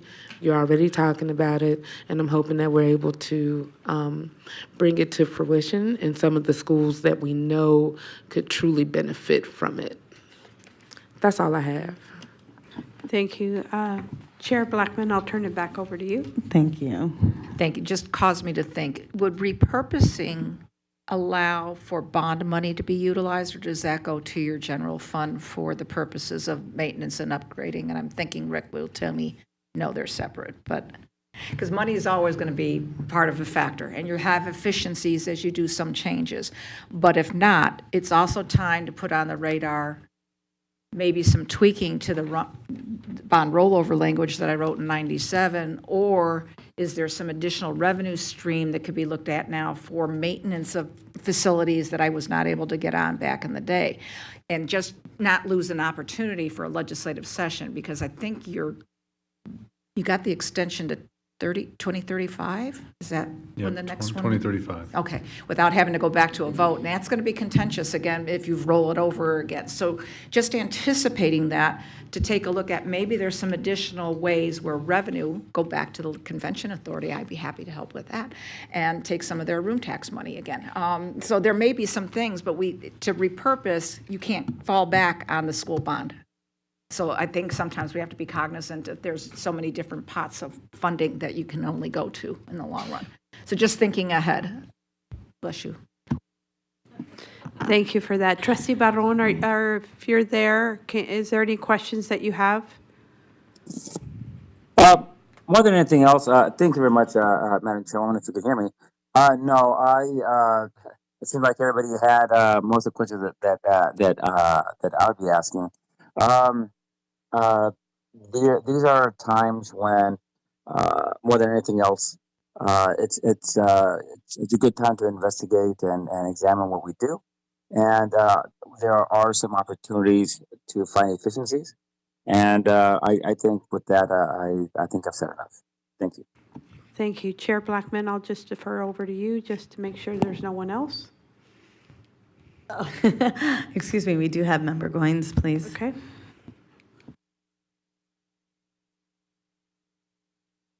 Don't make it long. I hear you, Walter and Chris G. I'm not going to say my age, but if you want to talk about dinosaurs, you can look at me as that dragon downtown that Tony Shea had. I may be a little old, but I got a little fire left to breathe out of me. So, Madam Superintendent and the board, just real quick, Byron Goins, Director of the Martin Luther King Jr. Senior Center. I remember as I was raising my kids, one of the persons that I relied on a lot was my parents when they retired. And so as a director of a senior center, there's a senior population that still has a lot of work to do. So when you look for outreach and you're looking to folks, I know we talked about principals that are selecting people within the schools to get on these committees, but seniors have a lot of work and a lot of engagements. At my senior center, a lot of the seniors leave to go pick the kids up at school because mom and dad are at work. When they get home, they're the ones, like my parents did, that checked the homework and made sure the quizzes were right and everything. So when I came to pick up my kids, a lot of that work was done. But I just wanted to implore that using the senior community, and at the Martin Luther King Center, we put that age at 55 and above. And so there are a lot of folks. I was talking to one of our board members here, as a retired principal, who said she's getting a little bored at home.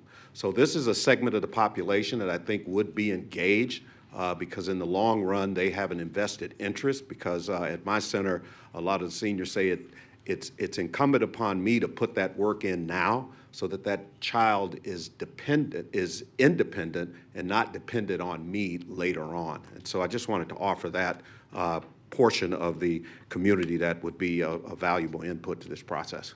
So, thank you. Thank you, Member Goins. President? Thank you. So then that will complete our questions. I just want to say thank you once again for this joint effort. I do want to ask the individuals from the AZAC committee to come up front and put your name on the record. I just want to know who you are. I know we're going to meet you later, but don't be shy. So I do thank you for the statement about enrollment, that it is a national, international issue. I know that some media outlets have pitched that the low enrollment is because students don't want to come to CCSD, and that's not accurate. So thank you for that. Also, in a recent meeting on the Council of Great City Schools, Mr. Mills, they talked about what other school districts are doing, and so I will give you that information because they did mention San Diego, and also Pennsylvania pitched what they're doing to repurpose and rethink, so thank you. So the members from the AZAC, your name and what area you represent. Dave Flatt, I represent the superintendent. Diane Kinsel, and I represent District G. Thank you so much. Okay, I'm going to turn it over to, before we go to 3.01, I'm going to turn it over to our superintendent. Thank you, Madam President, and thank you all for the wonderful presentation. I'm just popping in this evening. As we all know, the October today, 1st, the government has shut down, and a lot of people have been asking how that affects the Clark County School District. So a high flyover, we receive roughly 11% of our funding from the federal government. The majority of that is with our food services, our Title I, and our special education services that we provide for children. At this moment in time, with the food service, I do want to lift them up. They serve over 40 million meals a year. I know. So we're very proud of that team and what they do. We do have state funding that is made available from, I was going to say NDE, from the Department of Agriculture, and that funding is available for a few months. We also have the reserves within the Clark County School District. So we have many months of reserves that we can continue to provide food service for all of our children, breakfast and lunch. For the IDEA and the Title I funds, those funds are a request for reimbursement at the school district level and at the state level. Those funds were allocated out in the spring. We have not heard that they are asking the state to not allocate those funds, which you know was a practice back in on June 30th for July 1st, when the federal government directed states not to distribute funds. So the states at this moment in time have not been given that direction, which is a good thing. And so we are tracking those funds. We expect that everyone will move forward over the next few weeks, and that everybody will be back in Washington, D.C., and we'll be moving forward, but we will keep you apprised if things change. Thank you. Thank you so much. With that, then we're going to go ahead and move to 3.01. This is public comment on items not listed as action items on the agenda. Is there any? Oh, did you fill out a yellow card? Okay, let us get you one. No worries. Is there anyone else that didn't get to fill out a public comment card? Yes, and Miss Caitlin's going to give you one. After you, then I don't see anybody, so we'll close that. And so, Chair Blackman, do you need to close out your meeting before we finish our business? No. No, okay, you don't do that. Okay, then I'm going to thank the presenters. We'll excuse you. I'm going to use that seat where you're sitting, Mr. Lopez, to have public comment. And so we'll make that transition. Don't leave, though. Remember, right afterwards, we have a brief networking event that we would like to do with you, just to show our appreciation for you, for the committee members being here. So don't leave. It'll be brief.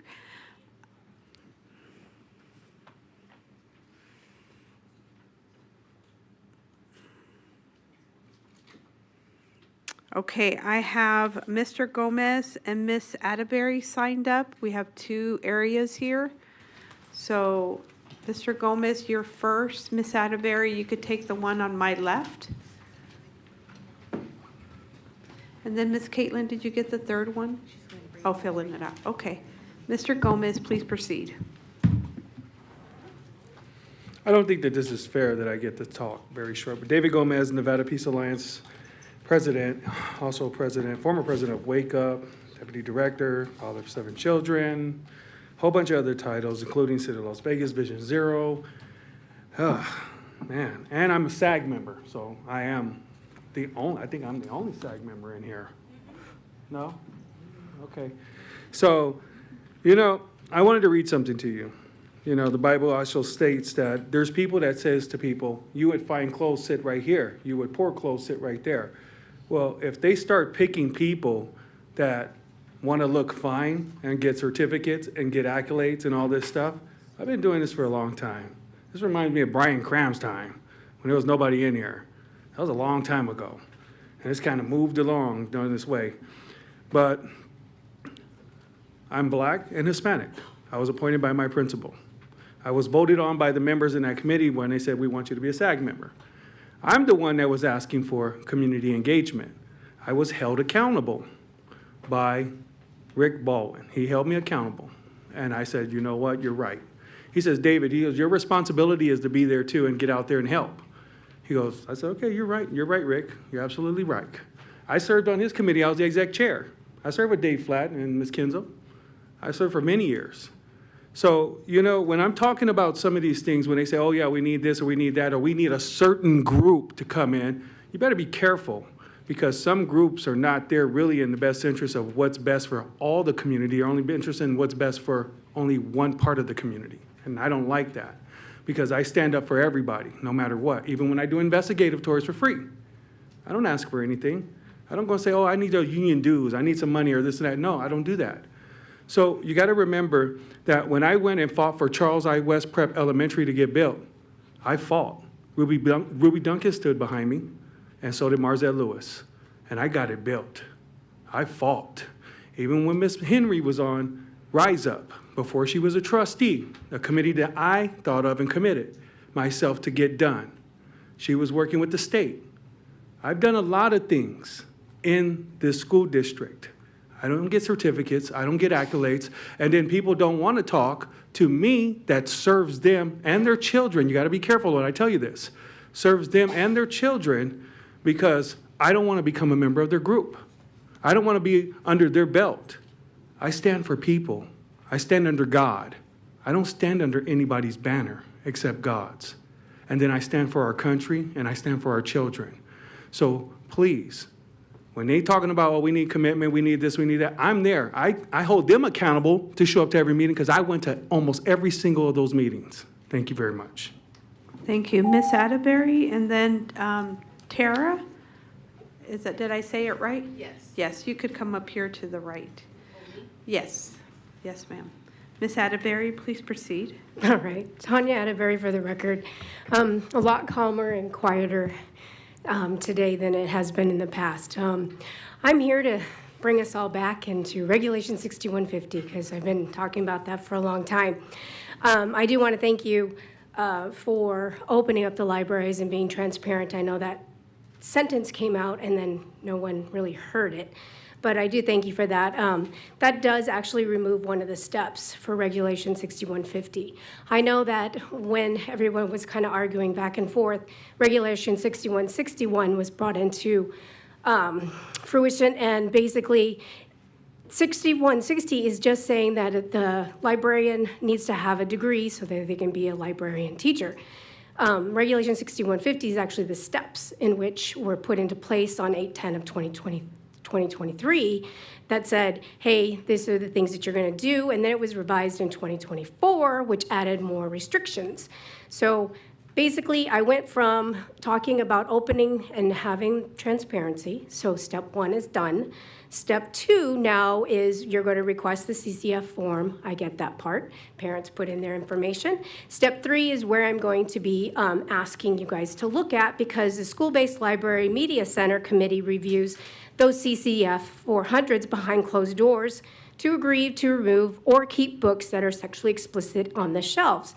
Books and materials stay on the shelves while the reviewing process. Here's the thing, if it is going into a closed committee and then the book is said to be on the shelf and the parent or somebody disagrees, then all of those disagreements to those decisions are going to be appealed to one person, which is the assistant superintendent of the curriculum and instruction division. That person is going to be very busy if you have a lot of appeals. So I was trying to bring that to your attention, because that's the next part that I'm going to continually from this point forward kind of see how we're going to go through that process and how that's going to be figured out, because that's a lot to do for one person. So basically that's all I have for you, and I thank you guys for all of your patience and everything over the last 2 Thursdays. Those were rough, but I do thank you for listening, and that's all I have to say. Thank you. Thank you so much. Ms. Tara, you can take the stand there, and then just say your full name for the record.